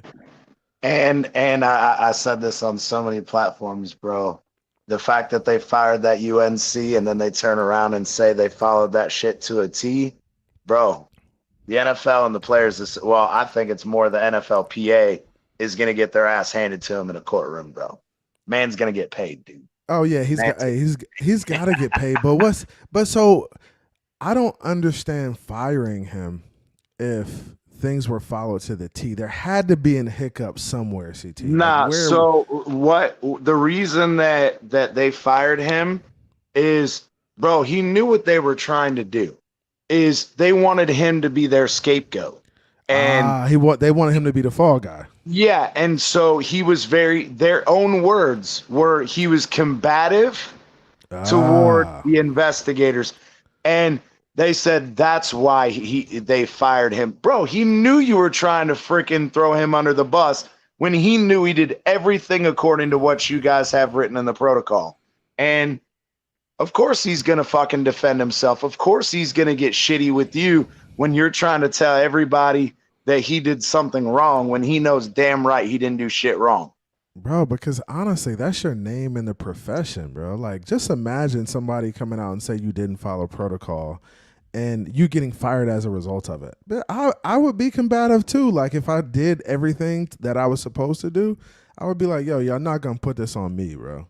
I mean, that's exactly what he did. Go ahead and fire me now, and then I'll see you in court afterwards. That's probably what he said, because it's like, probably, dude. Yeah, bro. It's like you can't, and that's what the NFL wants to do. They want to paint this picture like it always falls on one person. But the system is in place, dude. And you're talking about back and brain injuries.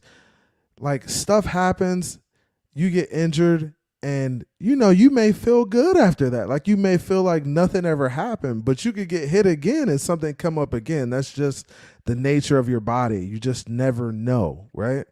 And Tua seemed like he was good. I mean, he came in and played pretty well in the second half of the Buffalo game. We saw no signs of like injury, throughout that. Do you feel like we saw anything leading up to the week that was concerning for us? Say it one more time. You cut out a little bit. I'm sorry. Oh no, you're good. I said, did you see anything in particular that week that was concerning to us in regards to Tua's injury? Like, do you think there was anything he might have noticed that was concerning? Because it seemed like he was good. Honestly, the interviews with Ryan Fitzpatrick, I was very like in tune with what he was doing. The interview, he seemed like he was himself. I mean, sit back, relax, feet up, having a good time. It didn't seem like he was hurt. It's something I said on Batman's show 2 weeks ago. The only thing that was really concerning or even somewhat made me question was, and Lewis brought it up,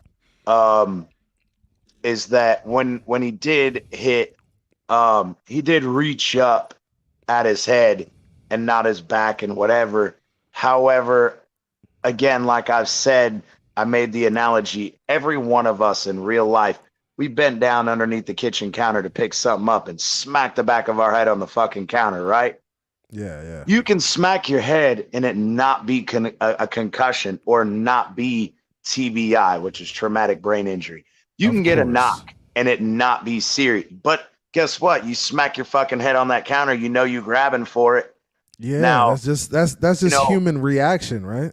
Yeah. And so that was the only thing I really saw. But I also, at that time, when I thought about that, I didn't see the QB sneak. I didn't see him falling prior to that. Where he was falling and when he was grabbing his back, and they were what's his name? Robert Hunt and Connor Williams grabbed him by the shoulder pads and lifted him up after that sneak attempt. And once I saw that, yeah, man, it kind of told me that I didn't think it was neurologically related when he came out and played the way he did, the way he spoke in his interviews. Like, I just didn't think it was a concussion. And obviously the evaluation has shown that. And I think that absolutely he had a fucking concussion in the Cincy game. And like I said, that 2 week threshold is really where you're at. And the fact that Tua missing this game will have 17 days, I wouldn't be afraid or second guess allowing him to play next week. Yeah, man, especially when you look at guys, T. Higgins getting a concussion and the next week being out there. There's every week somebody gets a concussion and they're back on the field the next week. I'm not saying he needs to play. I'm not saying I want him to play. If he's healthy, play him. If he doesn't feel well. Let me ask you a question, though, because we keep bringing up this T. Higgins thing. Are we sure that T. Higgins had a concussion? Was it confirmed against the Jets that he had a concussion? Yes, they put him in the concussion protocol. And he played 6 days later. Well, no. It wouldn't have been 6 days though, because the Cincinnati played the Jets before the Thursday night game, so it would have been 4 days after, not 6. Or 4 days. Sorry. Yeah. So I he forgot passed, that was the Thursday game. That was my. So he passed protocols in 4 days. Yeah. Yeah, you can absolutely. You only need 3 technically. So the 3 levels is first. It was what is it? It's no symptoms, no reoccurring symptoms, no new symptoms on day 1. On day 2, they do aerobic exercise, running, light stuff like that. If he doesn't have any reoccurring of symptoms, the 3rd day they allow him to do football related drills. And if he doesn't have any reoccurring symptoms, then they're past the protocol. Okay. Yeah, so you could get out of protocol pretty quick. It's just, I believe it's a minimum of 3 days, though. I do believe it's a minimum of 3 days. Yeah, and guys could still have symptoms and shit and still get out of protocol, bro. Like guys, that's just the nature of it. Like they could be lying and saying, "Oh, I'm good," and they're not. Right. Like it's humans, and they have the ability to determine whether they play or not. But I will say, as a clinician, though, I would say that just like when I've had athletes, and I told this story, I've had athletes that have tried to screw me on their off-season concussion baseline tests. Right. When we do our oral examination and we're asking them questions, I can ask them a question. I can see their eyes darting back and forth. They're searching their brain for the answer, and then boom, their eyes stop fucking darting across, and their eyes start to light up. But they'll wait half a second or a second to answer me.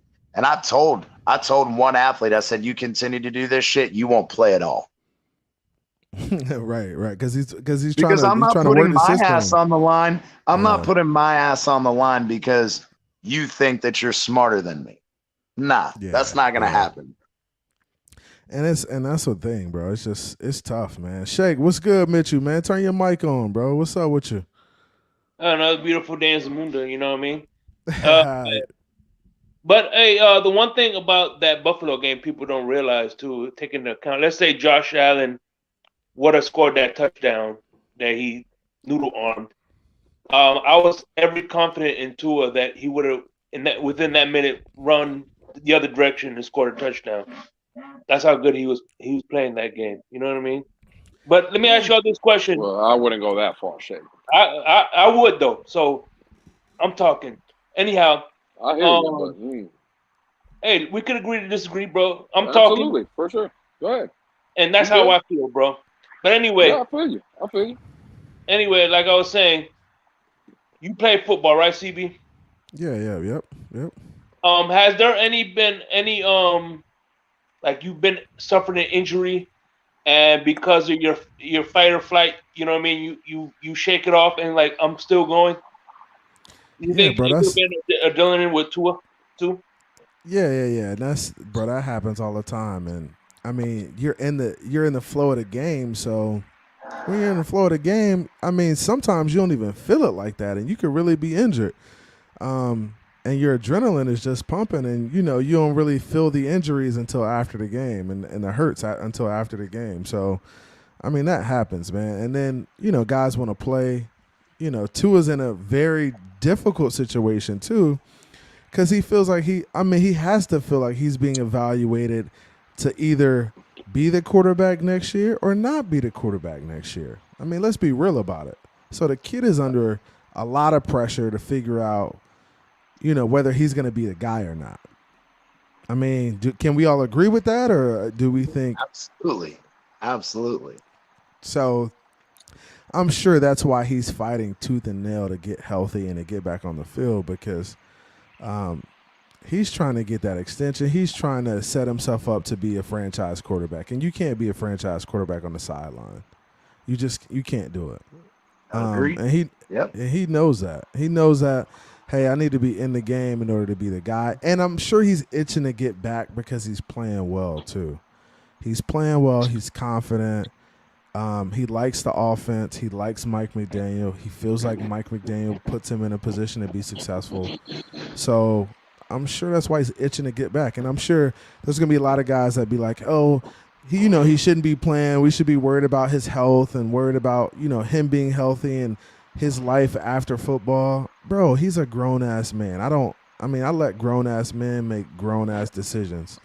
And if he wants to play, bro, play. If you feel like you don't want to play, then don't play. Just let us know so we know moving forward what we need to do as a team. Yeah, I agree with you. Like, I never had any beef with Andrew Luck calling it quits. It's just the timing that he did. If he would have called it before the season started, he did it right before week 1 of the regular season. That's where people got pissed off. But if he would have done that after the season and say, hey, man, you guys need to look for another quarterback. I'm done.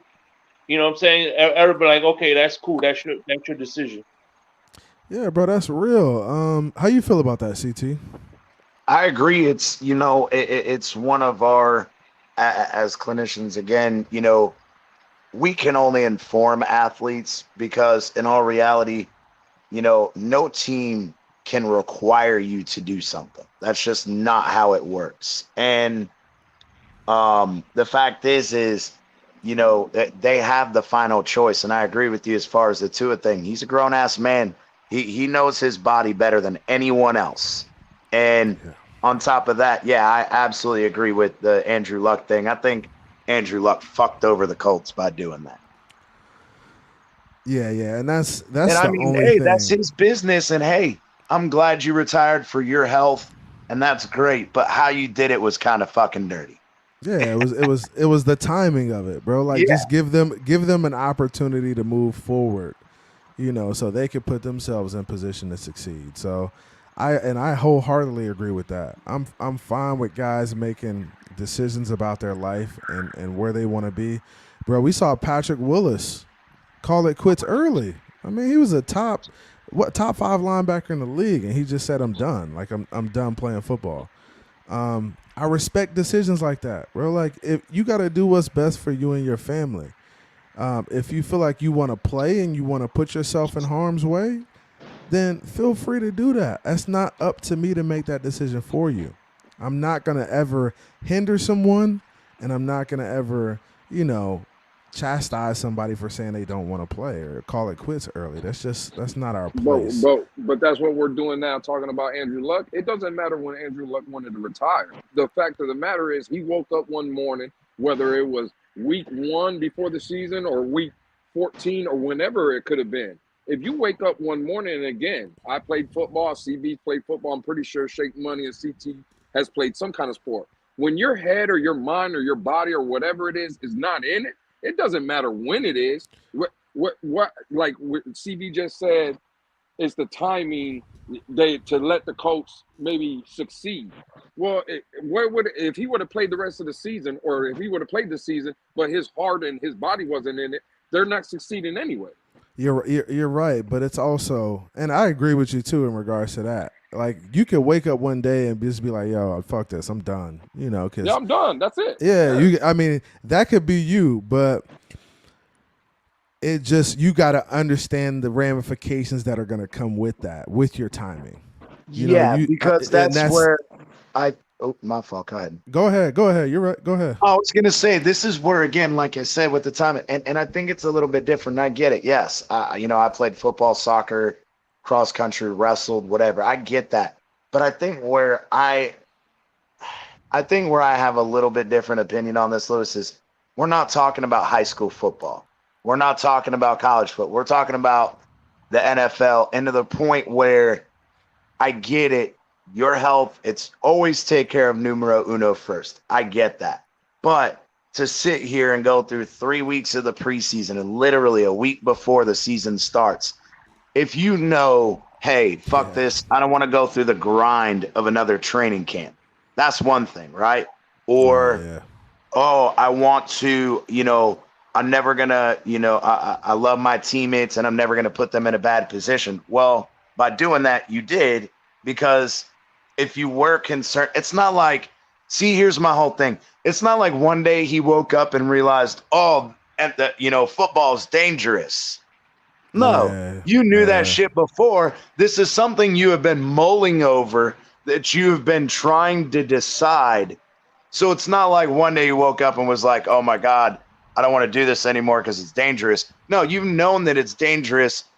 You've been The whole mulling over time. this for some time. Yeah, you've been Would we mulling have- over this for some time. Well, let me ask you a question then. See, this is where, and I'm not saying nobody up here is doing a double standard, but I'll just pose the question then. Let's say Tua wakes up tomorrow morning and he calls it quits, right? I don't believe he's going to do it. I don't think he would do it. But let's just say, I'd be tight, bro. Would we have this same energy? Would we come out here and be talking how we're talking about Andrew Luck? Would we say the same thing about Tua? I'd be tight. I'd be tight about Tua quitting. Yeah, bro. I'd be tight, bro. Like, because the thing is, here's where I'd be tight though. Is Tua said the same shit. What was it earlier this week? Right, that he can't wait to get back to his teammates and to the team, and do everything, all this stuff. Now, if he said that and then he turns around and goes, "Oh, I changed my mind 5 days later," yeah, I'd be a little hot, because at that point, all you have to do is say, "Hey, I'm going to take my time to heal, and I'll make that decision when it comes to that." Then I would respect that, because it's a little bit different than the Andrew Luck situation, because Andrew Luck wasn't coming off a concussion at that time. Does that make sense? Yeah, but Tua, you see what I'm saying? When we say Tua said that, no, Tua didn't say that. Coach McDaniel told us that. His teammates, Tyreek said that. Tua hasn't came in no interview and said, "I want to continue my career. I want to come out." I don't care if there's a statement that comes out and it says Tua talking about law. Has any of us seen Tua on camera say, "I can't wait to get back on the field"? No. We don't know. We don't know. We don't know what Tua said. So just because Coach McDaniel tells you, "Oh, Tua's fine and Tua's in great spirit," and Tyreek comes out and says, "Oh, Tua's going to work hard to get back," okay, that's cool. And I love Coach McDaniel and Tyreek saying that. But Tua hasn't came out and said that. Nah, and I don't think they've given Tua the opportunity to talk, because they know it's going to be like chaos. And that's what they do as a team. They just don't. When there's like stuff brewing, they don't want Tua involved in it. So they're going to keep him away from the questions. And honestly, Tua hasn't been the best interviewer, and he's been too honest in regards to questions. So I'm sure that's why this week they're probably keeping him away from the media, because they just don't want the circus, bro. And they know as soon as he takes the podium, the circus is coming, bro. They know that. So they're keeping him away from that. And that's as a franchise, that's what they should do. They gotta, and with this situation, you just want to let this shit blow over and then get back to playing football, because that's the only way we're gonna be able to move forward. Yep, agreed. I agree with that. Yeah, I mean, because Tua, and bro, he's a little bit young, he's a little bit naive, and I hate to keep saying he's a kid, but like socially, we gotta agree that Tua's a little bit different from other players we see at that age. Like it seems like he's been sheltered a little bit. It seemed like he grew up a little bit different than most kids, and that may be the case. So we gotta the franchise has got to understand that, and they got to understand and try to coach this kid a little bit better in regards to what he's saying, how he's saying things on the podium. It's just and I hate to be like, oh yeah, I mean, but it's the truth. Like he's still young, and he may be 22 years old or 21 or whatever he is, but he still acts like a 18, 19-year-old kid who just got into the NFL. Like socially, let me ask you. Socially, he's a little bit behind. Let me ask you guys this then. If that's the case, do you think Tua has it in him? Because we all know his background, being Samoan and stuff. Family man. His dad is very involved in his life. The kid, Tua is married now. What happens if Gallo is telling him, "Tua, you got your money. You're gonna be fine. I think you proved what you had to prove. You made it to the NFL. You should call it quits. Or his wife is telling him, hey, babe, you know, we're gonna start a future. You know, I want you to be healthy and stuff. Do you think? Because I do believe Tua wants to be a starting quarterback. I do believe Tua wants to be great in this league. But with that being said, like CB, to your point of him being kind of still acts like a child sometimes. Do you think Tua puts his foot down and says, "No, I want to play football"? Or do you think he leans more to where his family is saying if they want him to call it quits? I think culturally, in their culture, I think, you know, they have like a warrior-like culture, right? So it's not the type of culture that quits on anything, right? And I think Gallo, Tua, his family understands the ramifications of what football does as a sport, physically to your body, mentally, everything. I think they know that, right? So with that being said, and with the understanding that he's an NFL quarterback and he has the ability to play well, I think Gallo and Tua are just full throttle on being the best they could be in the NFL. And he's not. I don't think there's any quit in Tua's mind. I don't think there's any quit in his family's mind. I think they're focused on getting Tua healthy so he could come out and be one of the best quarterbacks in the league. And I think that's Tua's ultimate end goal is to be that dude. I mean, and I think we kind of saw that early in the season, right? We saw Tua, you know, play mediocre at times, but we also saw the greatness in him where it was like, damn, this guy can't miss right now. And the fact that he had that, you know, that experience in the NFL, and he's beat some really good teams and faced off against some of the best quarterbacks in the league, I think that shows him and shows his family that, hey, this kid can play. We just got to make sure he's healthy moving forward and give him an opportunity to go out there and play ball.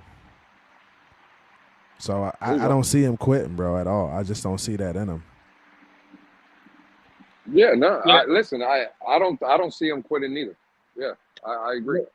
One thing I could say is I think even if Nalu wanted him gone, whatever, I would see him saying, "Hey, just honor your contract." That's one thing is you're gonna honor.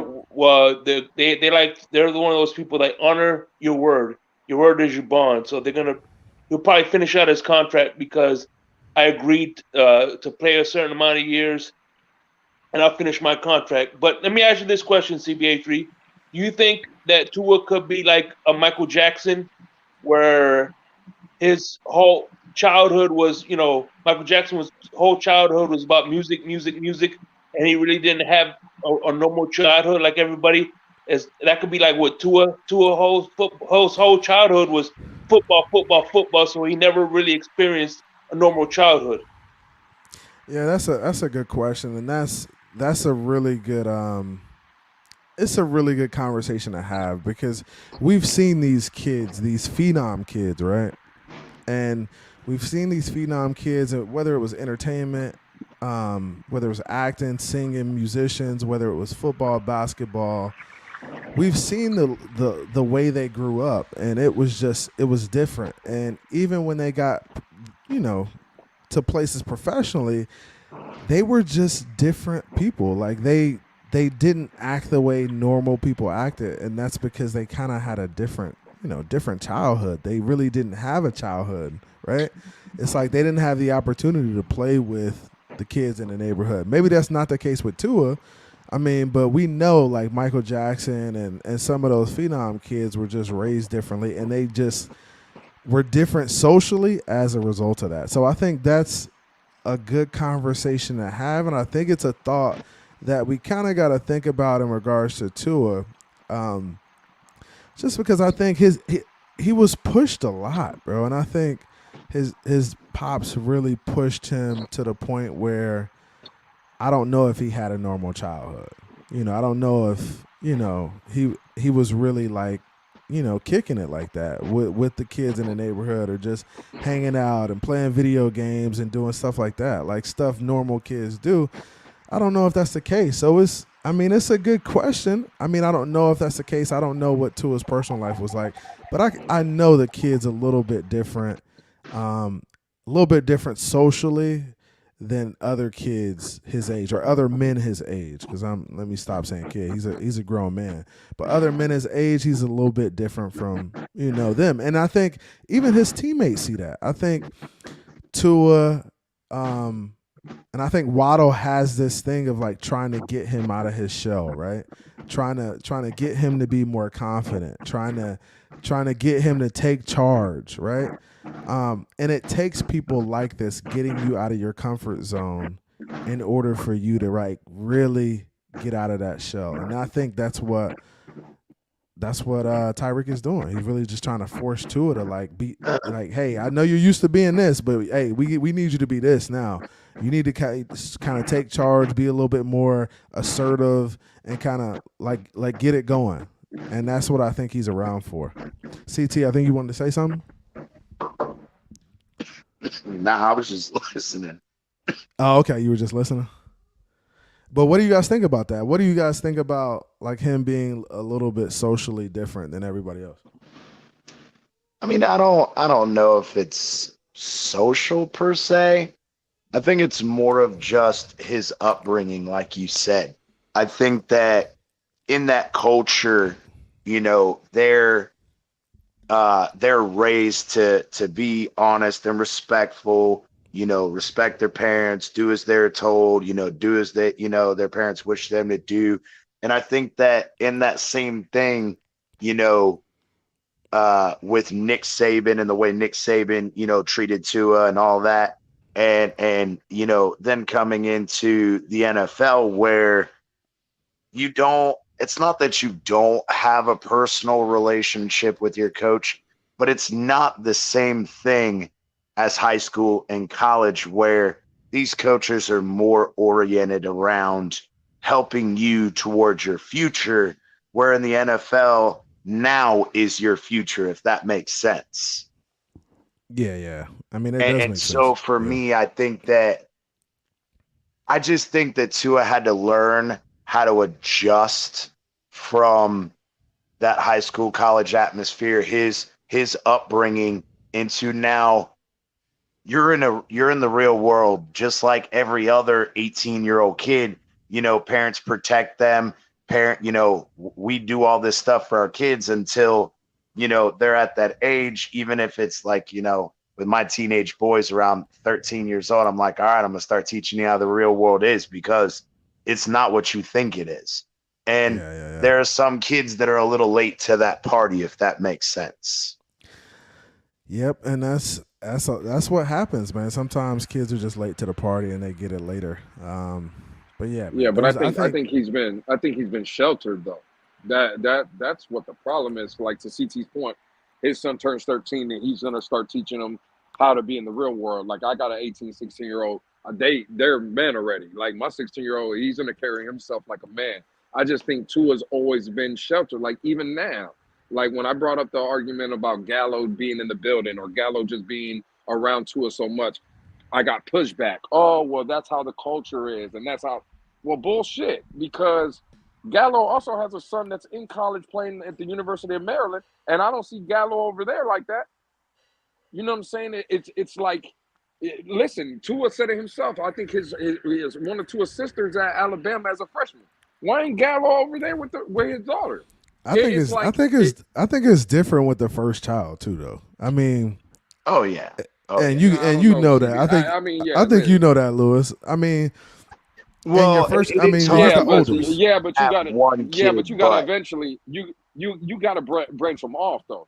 Listen, again, that's what I was just gonna say. I agree. Yeah, as a parent, okay, that's your one kid, but whether you have one kid or five like me, you have to take the responsibility upon yourself to say, okay, I've sheltered your ass enough. Now you need to start learning the real world.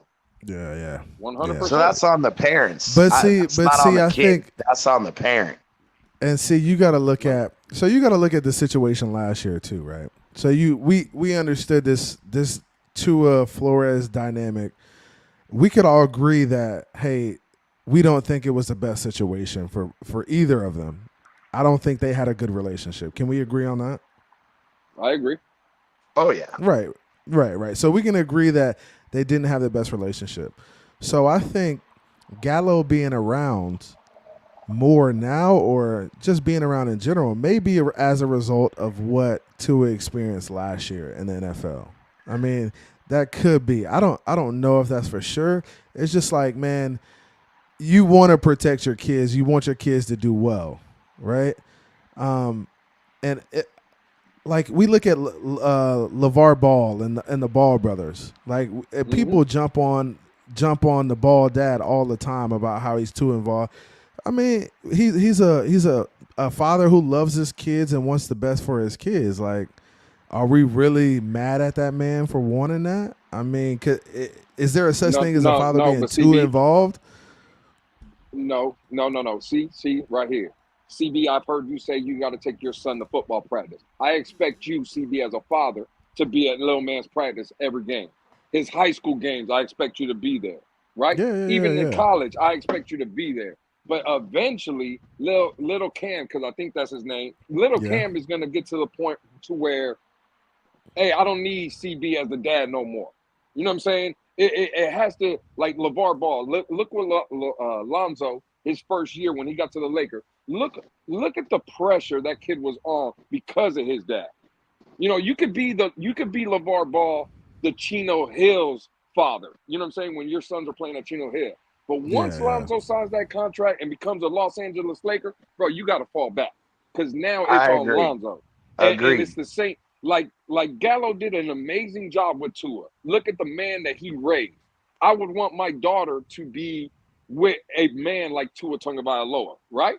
But the problem is once Tua signs that $30 million guaranteed contract from the Dolphins, bro, that check ain't going to Gallo no more. Gallo ain't got nothing to do with it. You got to let whether now. And if Tua messes up or goes off a bad path or whatever, okay, then you step in as a father again and you say, hey, I see something, and you're always going to be there. But, bro, you can't just baby this kid neither. I'm sorry. Yeah, you got to let it go sometime, man. And I understand that. And what you and Lewis, what you got to understand too is you're a father, right? I think once he gets into the NFL and signs a contract, it's just not like, oh, I'm just gonna drop my son and let him do him. I mean, it's just hard to do that, right? Like, well, but CB, you got to say, okay, yeah, I'm still gonna be involved. I'm still gonna call you and talk to you and whatever. I'll give you my advice. I'll tell you if I were you, this is what I would do. But you can't force them to do what you would do at this point. No. You get what I'm saying? Like, that's where I think Lewis is trying to say is Gallo, even now, still tries to influence what Tua should do based on what, Gallo says. You know what I mean? Versus allowing Tua to make them decisions on his own. It's okay to stay involved and be like, hey, if I were you, this is what I would do. This is how I'd handle it. I get it. Because you got to give them advice because they're going to be, kids are going to get into situations they've never experienced, but you as an adult have. So you try to give your wisdom, but at the same time, it's still their mistakes to make. You get what I'm saying? Look at Lonzo Ball. Like I said, that first year, Lonzo was straight getting harassed by grown men that played in the NBA. Once Lonzo basically told his dad, listen, I'm not going to wear your shoes no more. I don't need you to come out here and speak for me. I don't need you to go on FS1 and be out there with Skip Bayless and Shannon Sharp talking about my business. Didn't Lonzo start playing better in the NBA? I think it took some pressure off of him, man, and I think that's what them those helicopter parents do, bro. They put a lot of pressure on their kids to 100%. And sometimes they make it worse. But then they make it worse because then they're putting a target on their kids' back because, all these adults are like, bro, we get into an argument. Man, go ask your daddy what you should do or go let your daddy tell you what you should do. Right. Like, they're giving him shit. You're putting a target on your kid's back. Yeah. 100%. It's tough, man. It's tough. But like I think the way that LeVar came out and talked all that shit and, my son's going to do this to you and my son's going to do that to you. And he was so used to none of that shit. But then they started attacking him and trying to make him look like a fucking clown because his dad's out there talking shit. Yeah, and that's what happens, man. And then when you get to the league, so at Chino Hills, you could get away with talking that shit, right? Because you know your son can do the other player, right? But when you get to the league, bro, you got to stop talking. Then them dudes just as good or better than Lonzo, so you got to fall back, bro. That's a fact. That's a fact, man. But let's get into the game tomorrow, man. And we're probably gonna end on this. Like, what are you guys looking forward to seeing tomorrow? Like, what do we need to do in order to get the win?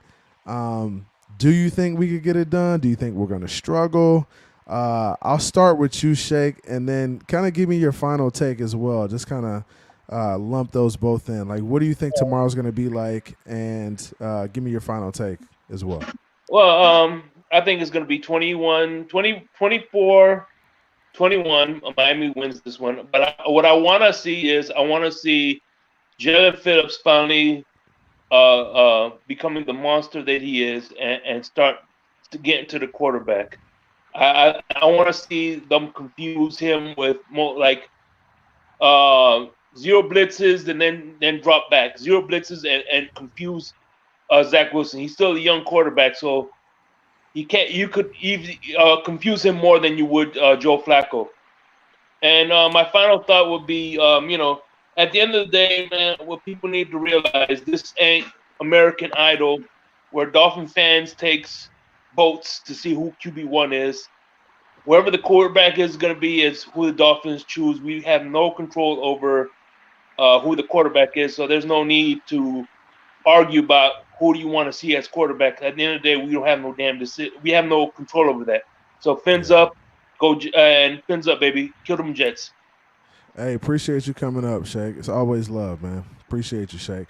So, yeah, he said some good stuff, man. He makes Zach Wilson look pedestrian, and Jalen Phillips come to play, man. I like it. CT, what you got for me? Yeah, man. I think it's going to be 27-17. And like I said, I agree with Shake. That front seven defensively as a whole has to play better for us. And I really think that we need to get that run game going, allow Teddy for them to not just tee off on Teddy. We have to be able to run the ball to take some of that pressure off of Teddy and allow Teddy, even if he plays average to slightly above average, we should win this by 10 points. I think so too, man. I'm right on point with you, man. And Mike McDaniel, he's been pretty good with the play calling. Man, get some screens going. Like if they're pressuring us, throw the screens, throw the underneath stuff, get Tyreek the ball early so he can catch it and run. Man, I like our chances going in tomorrow. I think we're gonna have a solid game. I think Teddy plays well. He may throw one pick, but I think we play well enough to get the dub, man. CT, I appreciate you coming up, bro. Appreciate it. And if I could comment, hey, I'm good. If he throws 3 touchdowns and he throws 1 interception, I'm good with that. I'm good with that. Yeah. So, I'd be real good with that too, bro. Have a good one, man. Lewis, what you got for me, man? What we gonna do tomorrow, man? I got Dolphins 23-20, and what I'm looking for is just Teddy just to, try not to do too much. Come play in a clean, efficient game. I'm good with 2 touchdowns and an interception. I just want to see kind of like a ball control, and even if it doesn't come in the form of a run game, I'm with you, CB. Throw some screens, throw some quick slants, something to the flat, to the running back, maybe some tight ends or whatever. Just ball control. Keep the chains moving. I don't think Teddy's the kind of quarterback that we can have a false start penalty and now it's 1st and 20. Or we try run and we lose 4 yards and now it's 2nd and 14. Just stay in front of the chains, get in 3rd down manageable, 3rd and 3, 3rd and 4. I think Teddy will be fine. Again, I've been on the mindset. I look at the Jet roster, especially with some of our injuries.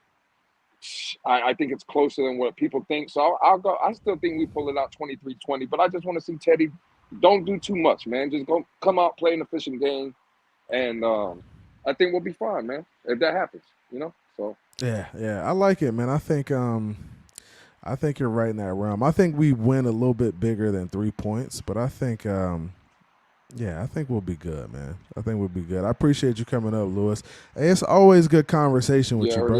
You're not one of the crazy ones, man, which is cool, man. I appreciate that. listen, sometimes I have to raise my voice and stuff, and I think we all get emotional sometimes. But again, man, I think today was good conversation, and I appreciate you coming up. Yeah. Listen, I'm always glad to see your face. I thought we had ran you off, man. Don't let the wolf pack run you off, man. You know what I'm Nah, saying? man, the Wolfpack can never get to your boy, man. I love y'all. I embrace y'all, man. Hey, you can't. Ain't no Batman without Joker, bro. Ain't no Batman I without hear Joker. there you go. You see, and I'm proud of you. You came out with a tank top today. It's not even wrinkled. You out here looking good, man. Hey, you know, a little something, something, Look. All right, bro. Appreciate you coming up, man. All right, CB. Hey, love. Hey, man. So, hey, Vince Take with CB83. Hey, I love y'all. You know, it's always love. I'm actually about to get out of here, but yeah, man. I think, hey, we come out, we play well tomorrow. I got a 31-21 victory. Dolphins win by 10. I think we score 4 touchdowns and we get a field goal. I think we get a defensive touchdown tomorrow. I like a defensive touchdown. I like a Jalen Holland pick. I like an X pick. I like a sack fumble recovery to the crib.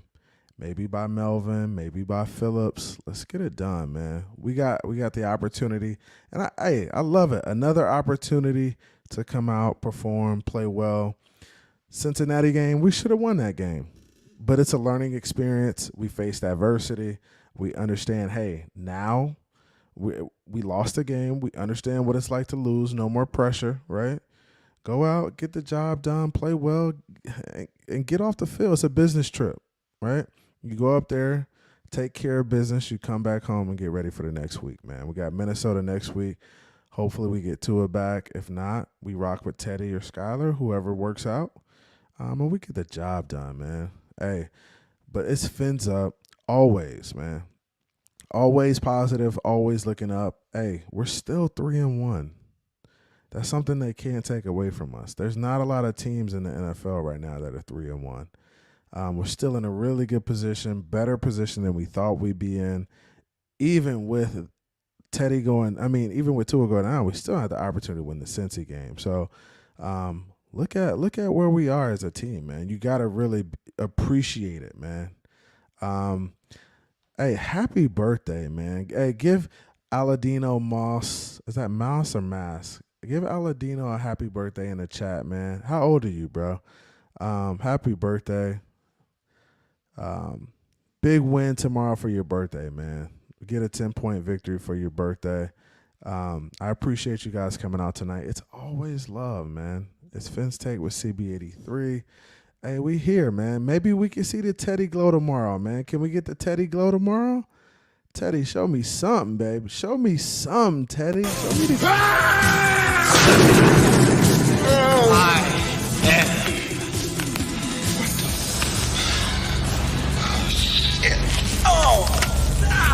Damn. Let me go, motherfucker. Let me go. Yeah, maybe we see the Teddy glow tomorrow. Maybe Teddy has like a crazy game.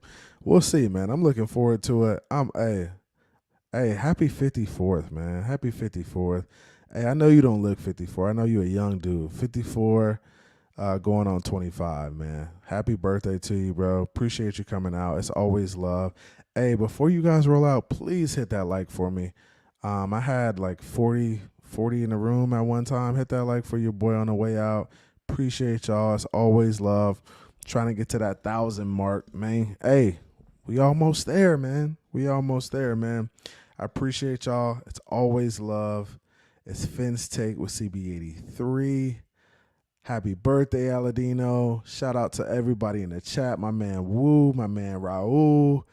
My man Raul got the package too. Man, what's up? Batman's Pop, Shaq. Who else in here, man? G came through, Shaq Fins. Dre, what's good, man? Terrence in here. everybody in this joint, man. John Kruger, I appreciate everybody coming out tonight. Everybody on the panel that came up. I had Thomas up. I had my man Shake up, Lewis, CT. Appreciate all y'all boys coming up, man. It's always love. My man Raul was in here. Everybody was in here, man. I appreciate y'all boys, man. Appreciate the boys and the girls, man. Love y'all. Appreciate y'all. It's Fence Take with CB83. See ya out this joint, man. Came from the bottom, that's foreign. I swear that I'm up for the sun in the morning. Oof, hey, I gotta flex. I need a Nike bag, give me the check. I need the money and power, respect, but I promise I'm repping the O to the dead. Hey, oof, I sort them out of my way. I don't got nothing to say. Now they can't run